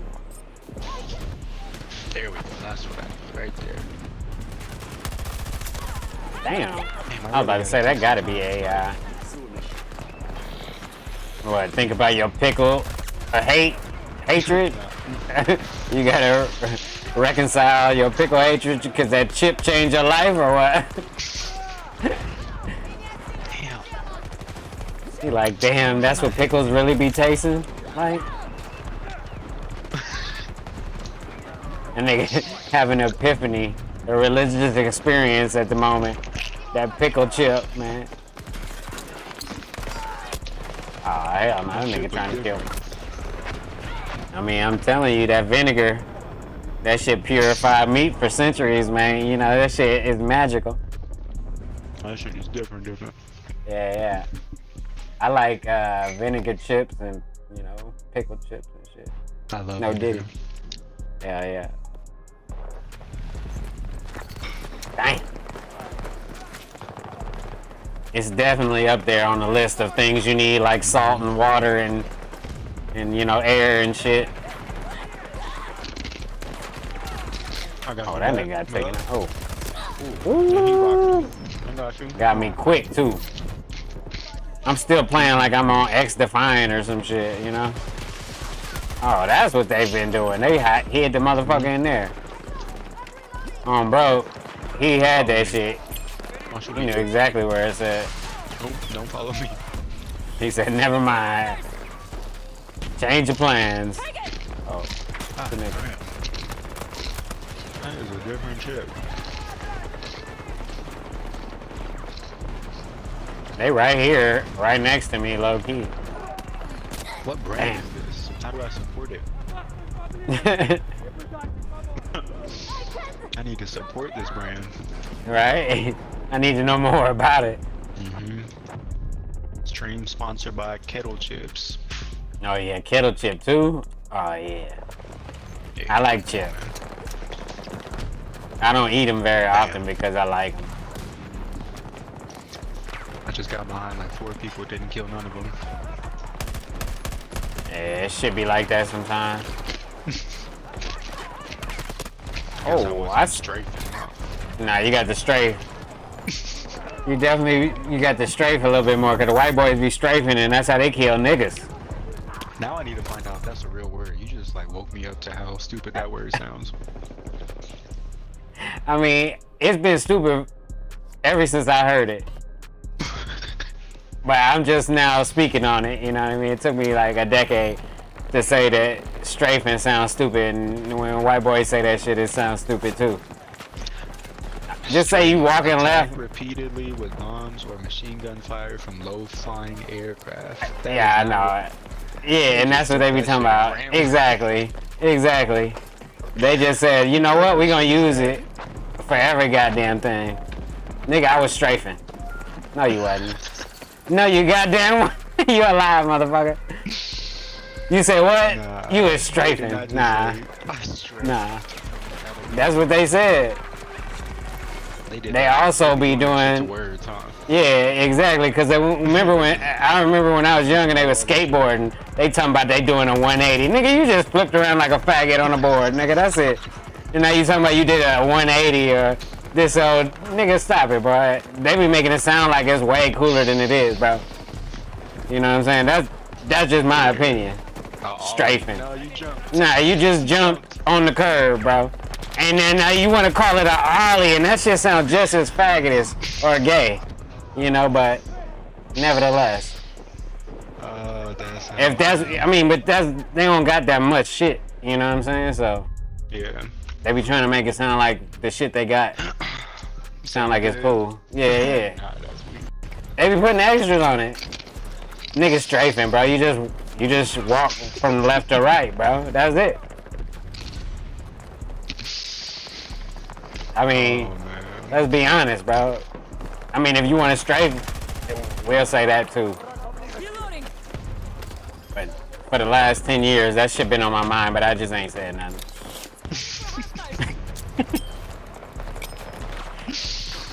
That's just one of the. Yeah, that's just one of the things that I couldn't get a hold of. I was trying to reconcile it for years, but I was like, nah, they ain't strafing. They really just walking left to right, in a sense. They ain't really doing nothing special on the skateboard. And I'm hating because I don't know how to skateboard. But I can strafe down. Because they just walking from left to right. I could do that, you know. In an angle and shit. Oh, I found that nigga. I found that. Yeah, I found that one nigga. He over here hopping and skipping around over here too, with the cape on again. Nigga playing like a faggot too. I don't even know if you can say faggot on YouTube no more, but if I'm still live streaming, I guess I can say it. I was watching this one video. Matter of fact, that's the video I wanted to watch. Hold on. Tell you jumped in here. Hold on. Where that shit from last night? That shit was funny as hell. Hold on. Oh no, I'm not live streaming no more. They kicked me off. Not just Oof. He said, "Oof, nah." Hold on. It's a video back here. Where that nigga at though? He was preaching though. I just gotta play it before the day is over, cause I'm gonna forget tomorrow. Here we go. All right. That is invested everywhere, from media to cars to oil to everything. All right, here we go. Man, where's Martin at? I ain't seen Martin in a minute. Martin is on. He in the party, but he probably dealing with his. I mean, he got like at least 15 kids at this point. He Mexican, so For real? I don't know. I mean, I assume because you know the last time I talked to him, he had at least about 8 or 9. So I I don't know. You know, Mexicans, they can't. I'm Mexican a little bit too, so I don't know how to use a condom properly. So it could have happened to me too, but I was blessed to, you know, be able to pull out the driveway and some pussy simultaneously and shit like that.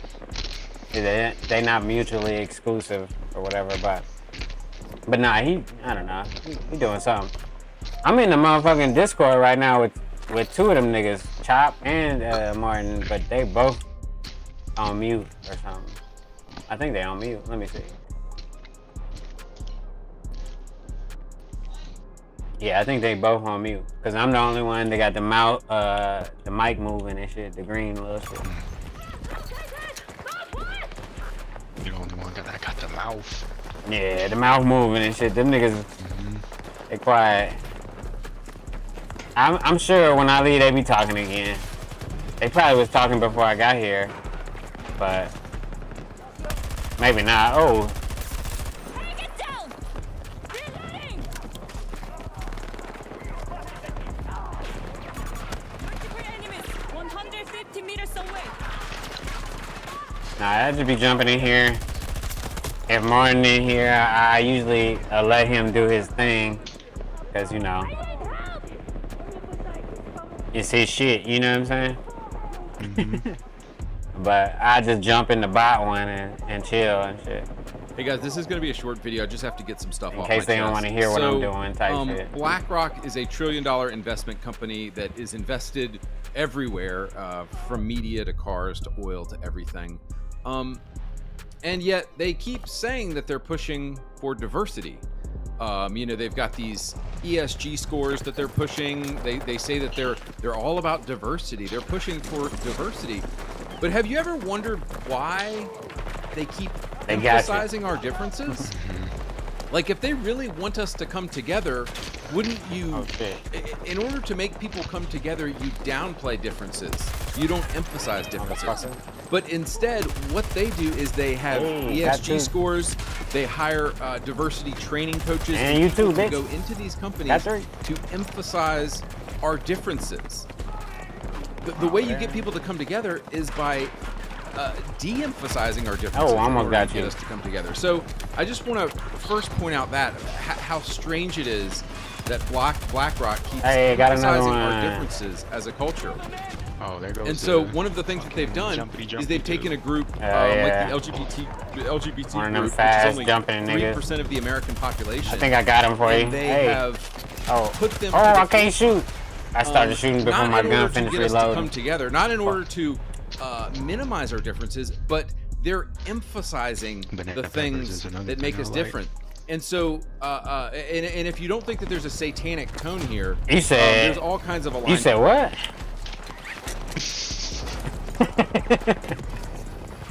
You said something about some banana pudding or some shit? Banana peppers. Oh, banana peppers. Yeah. That shit alright too. I like everything that got a little spice and shit to it. Vinegar is like a little tang. Yeah, because the white folks, they only use pepper, you know, and they be like, that shit spicy, and I'm like, nigga, stop playing. Yeah, you know what I'm saying? So, yeah, but like, you know, peppers, jalapenos, you know what I'm saying? Some hot sauce on that bitch, some mustard even, you know what I'm saying? That's what I want to be, ho.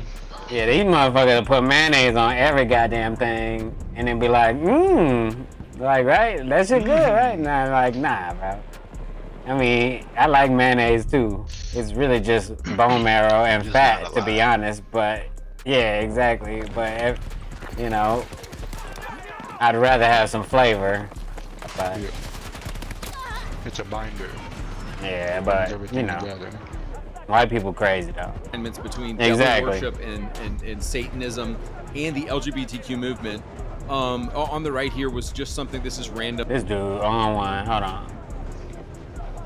They're emphasizing the things that make us different. And so, and if you don't think that there's a satanic tone here, there's all kinds of alignments between devil worship and Satan. First, point out that how strange it is that BlackRock keeps emphasizing our differences as a culture. Nigga said banana. And so one of the things that they've done is they've taken a group like the LGBT. Hold up, wait. You gotta give them Nana Pepper some time too. And they have put them. Them niggas ain't, you know what I'm saying? Not in order to get us to come together, not in order to they out here minimize our too, bro. differences, but they're emphasizing the things especially on that a make sandwich. us different. And so, and if you don't think that there's a satanic tone here, there's all kinds of alignments between devil worship and Satanism and the LGBTQ movement. On the right here was just something. This is random, but Celine Dion I saw recently was pushing for her satanic clothing line for kids, which is absolutely bonkers, insane. But first off, I just want to begin with that thought. I got a sense. If they really want us to come together, why would they emphasize our differences? And the reason why is because they make money when we're divided.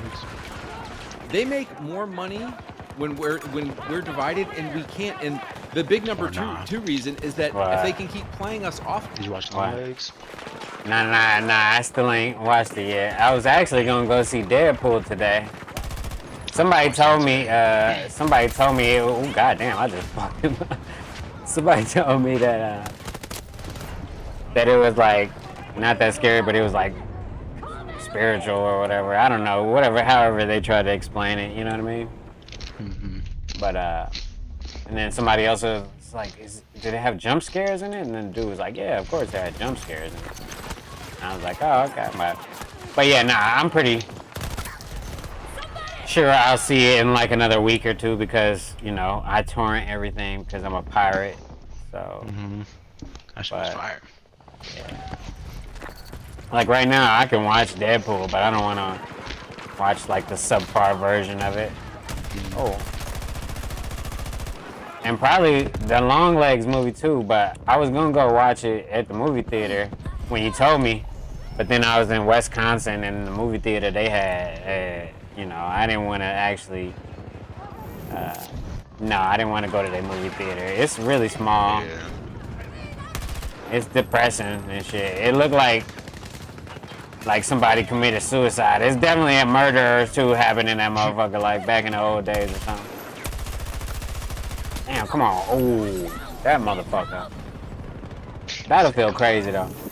Hey, nah, but for real, like, next year or whenever they drop the new one, hopefully they put the destruction back in it, because the destruction, it's not in it in this game like it used to be. You used to be able to blow up the whole building, like take down this whole motherfucker if you wanted to. And they wouldn't have nowhere to hide but a bunch of rubble, you know what I mean? But like, they made it a little bit, like, what the fuck? A little bit easier, honestly, for cover, because realistically, snipers didn't play Battlefield very much, because a nigga be hiding in a room, and you just see him sniping, you just shoot a grenade up there, and it'll blow the whole room up, and if he's still alive, he can't really, you know what I'm saying, hide no more, so yeah. It wasn't like a sniper-heavy game. These niggas low-key is a team or something, the way they playing. They sweating. I can tell. Yeah. They definitely don't want us to take no goddamn areas. Not even one.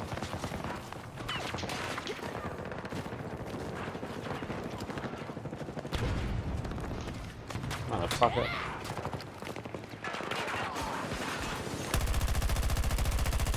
Oh, that's crazy. I got stuck. The garage closed on me.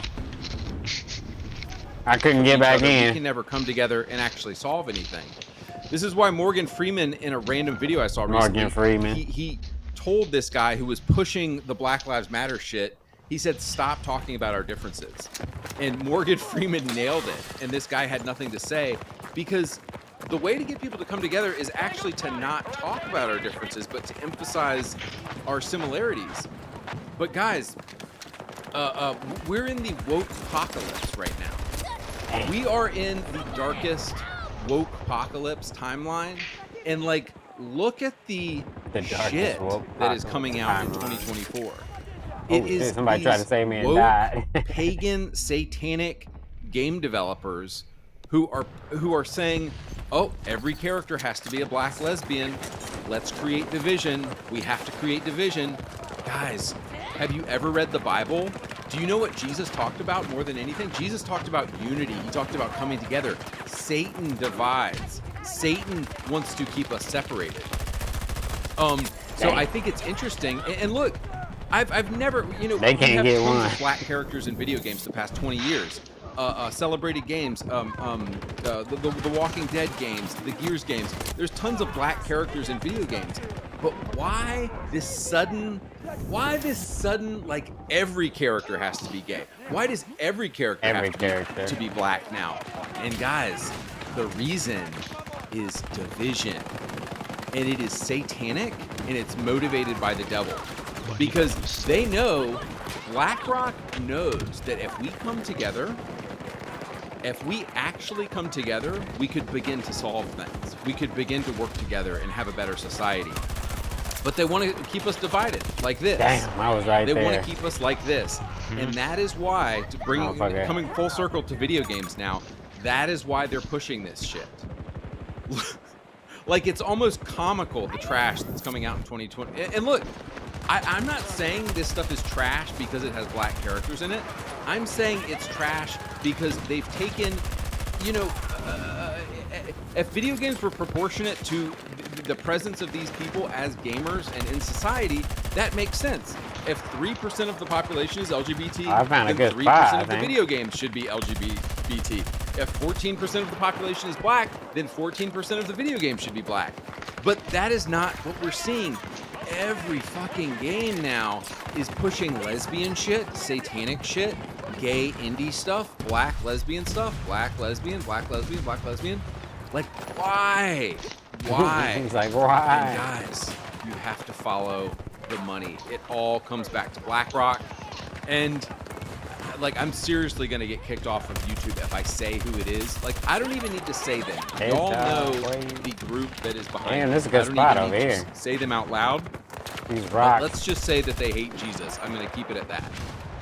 They hate Jesus. So, guys, if you look at all these games, like, who plays this stuff? And it's these dudes. It's these useless beta cucks. These are the guys who, whenever I get on Reddit and I ask a simple question like, why do we need gay Star Wars?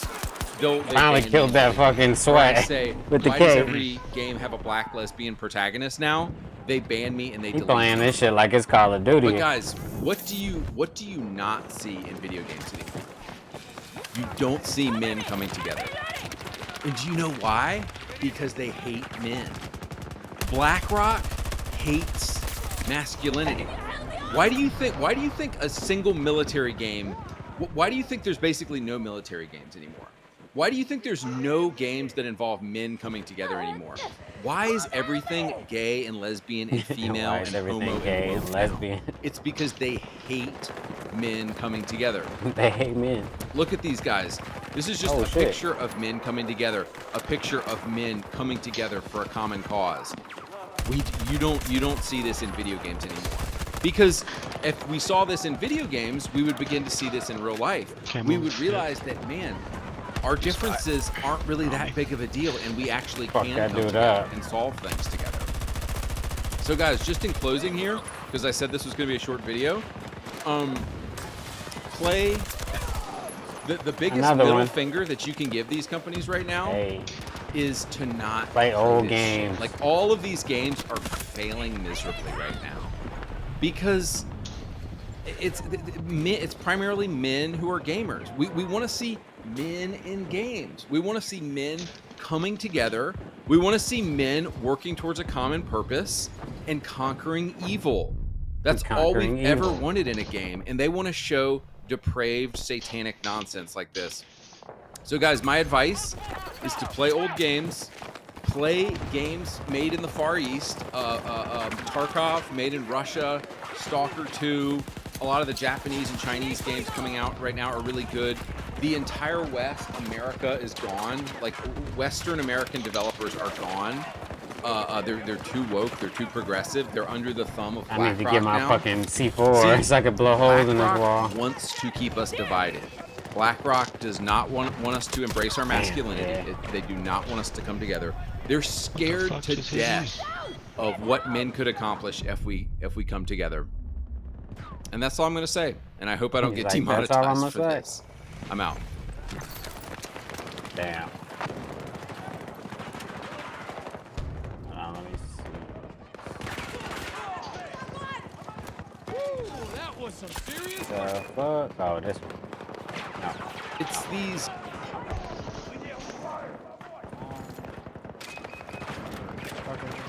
Oh, this one. Oh, this one's good too.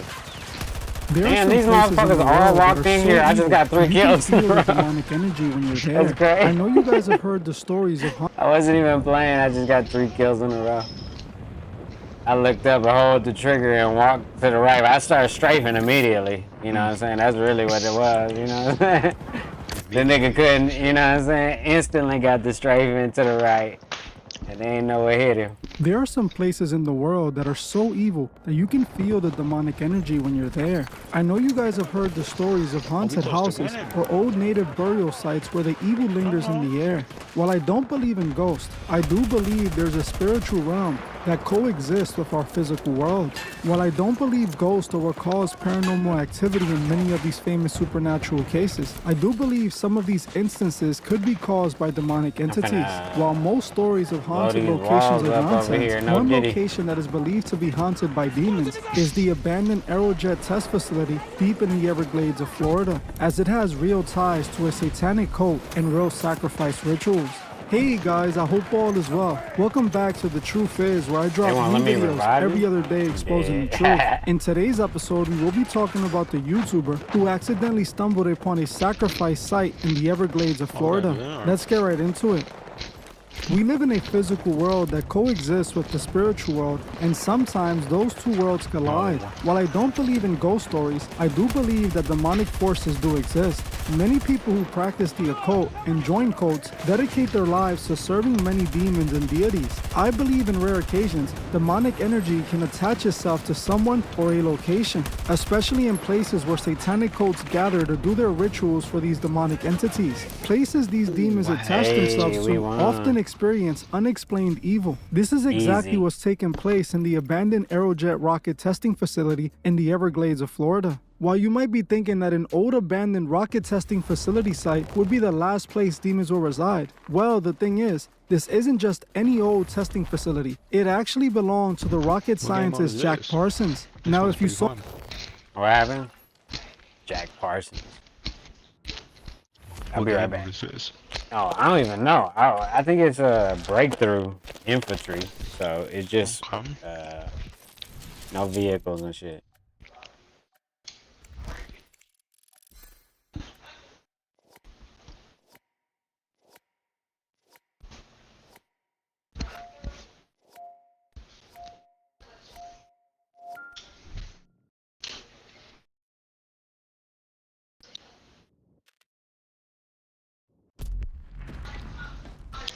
Looks like the wait's over.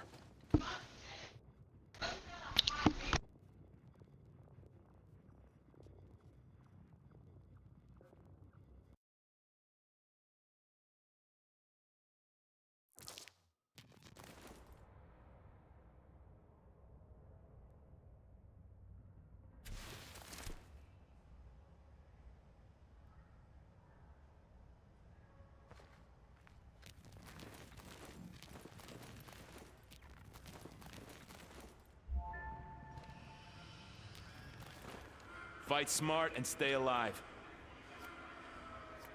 Alright.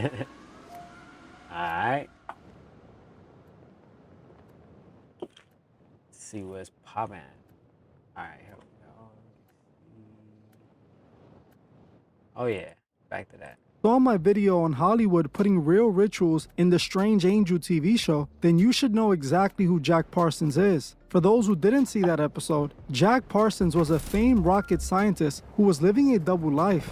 By day, he worked on developing the technology that powered rocket ships, and by night, he was the grand magus of a satanic sex cult called the Lima. Jack Parsons was a devout follower of the infamous occultist Aleister Crowley. He was actually chosen by Crowley himself to become the Grand Magus of his lodge. The government knew Jack Parsons was an occultist and a Satanist as they discovered it when they did a background check on him. Even though they knew he was participating in satanic rituals, he was still hired to work on the development on the first engine used to power rockets. He was given millions of dollars, and then he used that money to buy a mansion that he turned into a lodge. Parsons would perform occult rituals every single day, and it's actually believed he passed away while doing one of those very rituals. One of the most interesting details about Jack Parsons was how he used occult magic to create the fuel that made him rich.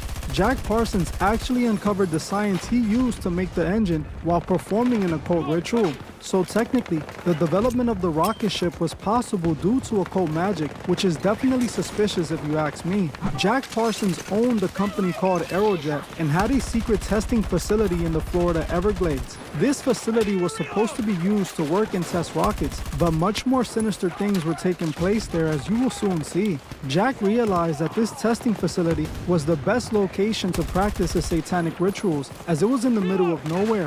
While he worked on rocket ships, he was also performing satanic occult rituals. Parsons ended up passing away at the very young age of 37 years old, mysteriously in what many people think was a ritual gone wrong. It wasn't long after his passing that his facility was closed down and forgotten, or so we thought, as the area was still being used by occultists to this very day, becoming a hotspot for occultists looking to perform satanic rituals. That's exactly what this YouTuber Mike Kimmel, otherwise known as Python Cowboy, accidentally discovered. Mike Kimmel is a YouTuber who makes content about catching reptiles. One night back in April 2019, Mike was hunting for pythons in the Florida Everglades when he ended up coming across the abandoned Aerojet facility. Mike was told that he would be able to find pythons in that abandoned facility. When he got there, he found way more than just pythons. He found an active satanic ritual site instead of just pythons.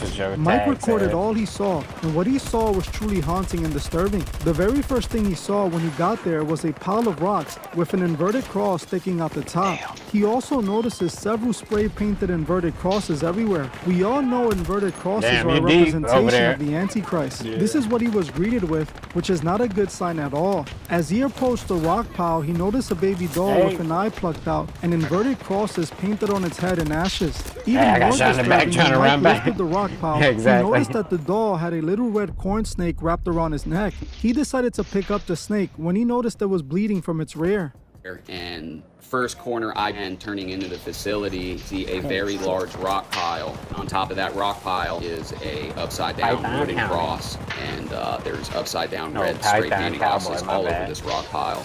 And there was actually a little doll on the bottom of the rocks. There was a upside down ash cross put on its forehead. And what was really extra odd about this is there was actually a little red corn snake wrapped around the doll when I came up on it, wrapped around its neck. It started to move as I kind of started to approach it. I did grab it, got a hold of it. Probably one of the stranger things I've come across. You know, this snake wasn't damaged or hurt in any way. I picked it up right off the rocks. And it was actually bleeding from it. The snake's maybe about a foot long. And I've caught a lot of snakes in my time, and none of them have been bleeding. Damn. So that was a new one for me. As soon as I got to the roof, sure. they blew me up. Not quite sure what caused it, but the rest of the night turned out to be very strange as well. Battling gators, stealing my GoPro. If it could happen, it was happening to us. It was definitely a bad juju night. Leaving from that rock pile, kind of regretting that I touched that snake, interacted with any kind of this juju out here. Especially when I started to find some more of the stuff I found. Leaving that rock pile. As you saw for yourself, he picked up the snake and immediately began to regret it as he realized this snake was most likely used in some sort of satanic ritual. Snakes are often used in many occult rituals, as the serpent is a representation of Lucifer. After seeing this, you would expect Mike to change his mind about hunting for pythons in this facility, but he decided to keep on looking. The next thing Mike ends up running into was a spray-painted message on the ground in Latin. He claims that he later went on to translate it, finding out it was a warning to stay out of the area. Like 50-foot spray painting of what turns out to be Latin. Whatever that says, I ain't reading it out loud. And translated after I left there, it turns to say something along the lines of turn around, he's watching, run, hide, flee. You get the idea, you know. From there, he ended up finding a room in the facility that had a huge pentagram sprayed painted on the ground. In the middle of the pentagram, they found a chair that was missing a leg with a red stain on the ground close by. This was alarming to Mike as he felt the stain on the ground was rather fresh. Of course, we didn't know what the hell it said, so we just kept on and pushing on, trying to catch a damn snake. So moving further through the complex, I start to get to some of the bigger buildings. And I mean, these buildings, again, have been abandoned since the Cold War, what is it, the 50s or 60s? And they're covered in spray paint, a lot of cool different graffiti, but there's more than just graffiti tonight. We found actually like probably a 50-foot pentagram, red spray painted pentagram. Yeah, let's get out of that room. So many upside down crosses here, dude. In the middle of the pentagram was a three-legged chair, and at the base of that chair was what looked like a pretty large blood stain. Pretty fresh, not real old, and definitely looked like someone was possibly sacrificed, or I don't know what, but definitely kind of a spooky situation. Looking like, you know, they were trying to do some kind of ritual, or who knows what. Y'all are gonna call me crazy for saying this. Actually, I was about walking into that room. Something grabbed my leg, and I looked down, and it's one of them dolls on the ground there with its eyes plugged out. Same cross as the one I found there, and I'm sure, you know, I just didn't see it, and I hit it while I was walking, but damn, that fucking it was sniper. a pretty night, y'all, and I swear to y'all, it felt like that sucker grabbed my leg while I was walking, but you call me crazy. So I proceed from the sacrifice room, whatever you want to call it, and I start making my way deep up into this building, and you know, there's just more and more stuff, seeing more satanic stuff spray painted on the walls. I actually came across this little room. I mean, there was stuff on the wall talking about sacrificing little sacrifice. We gave her to the devil, all kinds of terrible, terrible stuff. There was actually a little girl's nightgown. I'm sure it was spray paint red, but you know, it was meant to look like blood. Who knows at this point? It could have been nailed to the wall. As you saw for yourself, Mike stumbled upon a real sacrifice ritual site. In certain parts of his footage, you can see where they spray painted the word sacrifice. Just by looking at the footage, you can see the evil coming from that location. I honestly believe real sacrifices are being done there, as Mike's footage even spawned a police investigation and news coverage. Due to how fresh that stain on the ground appeared, it looked like something was definitely sacrificed there recently. What I think is taking place at this facility is the continuation of Jack Parsons' code. His followers must have continued to use this location for rituals and sacrifices. It's definitely not a coincidence that the owner of this facility was a Satanist and people were performing satanic rituals there. The media and many people try to deny the fact that there's secret cults that operate around our country and the world. Cults that look for places like these to perform their sacrifices and rituals. Like I said, while the Bohemian Grove and the Skull and Bones both have a mock sacrifice ritual, I believe the real sacrifice rituals are done in places like this. The places people don't really know about and never end up going to. This man just so happens to find all of this by chance, as it seems the only people that go there are homeless people and these occultists. God only knows what evil is being done in that abandoned facility. Isn't it strange that these facilities are just allowed to remain abandoned? The police could lock this place down and secure it, but even though they know about all the crimes that are happening there, they still do nothing about it. In my opinion, this is purposely done to allow for places for these rich elites to do their rituals. Remember, when Jack Parsons bought this facility, he was rich and a member of the elites. You know other elites went out to this facility to participate in rituals with Parsons. This footage is just further proof of the spiritual war we are in. Whether people want to believe it or not, this is happening. While some people are serving God, others are serving Lucifer and helping push his agenda. Oh shit. We got 4 kills real quick on some lucky shit. Try this shit out. Damn. Dang, they surrounded us low key. Oh, this shit is hectic. Hell yeah, that's what I said. Where I'm at, they got me surrounded. I'm just shooting back, like, so ain't no bitch. Probably like ADHD heaven. Hell yeah. That's what I said, man. When I used to play this shit, bro, I come on here and play this shit when niggas ain't playing 2K. Let me see if a nigga bring me some ammo. Oh, I steal your shit. Thank you. Damn, I keep doing that. I keep spawning too fast. Yeah. Alright, I keep forgetting. They gotta come to us. Just sit here. Yeah, exactly. I played half the round like that too. As I get assassinated. Exactly. I played half the round like that. I was like, oh shit, they coming to us. What the fuck am I doing running up so far? But at the same time,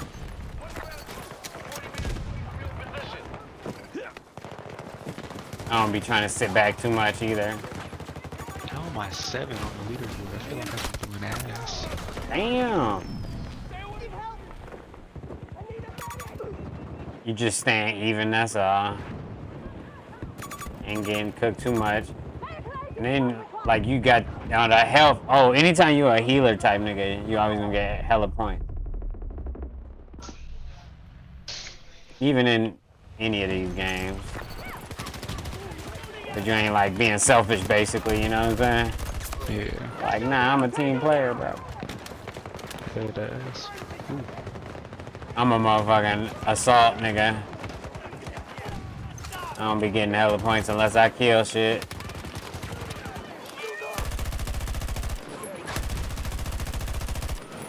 I'm in a bad spot.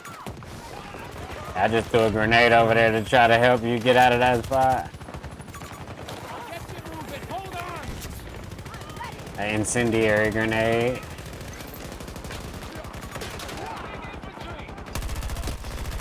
That shit too far. Oh. We definitely winning now. Sniper right there. Oh yeah. I try to stay away from the snipers. They actually let you pick up bullets now, just like quick, when you just run over the thing. Like, like, cause in old Battlefield that's how it was, but this game was broken, so you had to like fucking stand on the box and press X or something. And now it's like you just run over it. It's way better. Like old Battlefield and shit. And it's modern. I know fucking old school shit. Hectic than a motherfucker. Hell yeah, hectic than a motherfucker, but that's Battlefield though. Focus, focus. Hey. Skiggity skag. Oh, somebody dropped OG. I gotta get OG back. Oh shit, hell nah. I was finna help OG, but then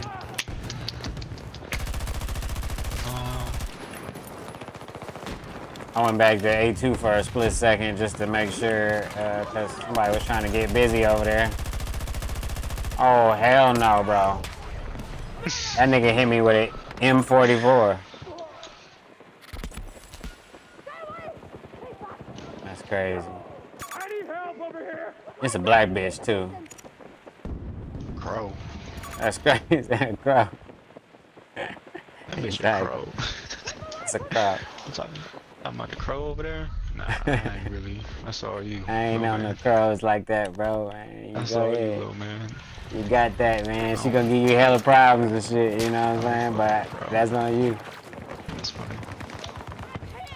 Oh, crow. Old school shit. Some Pimp C shit. I'm just marking niggas, you know what I'm saying? Or the sniper niggas on the team, if we even got any. Oh, they coming to the right. Oh, fuck.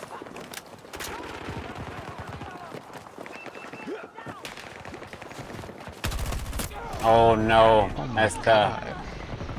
I saw him over there standing there too, and I thought it was not He just a pulling guy. up. Hell yeah. Oh, they got 1 life left. That's why. Yeah, they ain't got nothing. They ain't doing shit. It's a wrap for them. I'm gonna hit the game winner. Damn. The game winner. Alright, nigga, I'm finna holler at you in a minute. You go ahead and Hit you up next time, man. I appreciate it. Hey, He did. but yeah, stay out of trouble, bro. Sure will. You know, same old shit, different toilet. Mm-hmm. All right, y'all. I'm out too. Peace.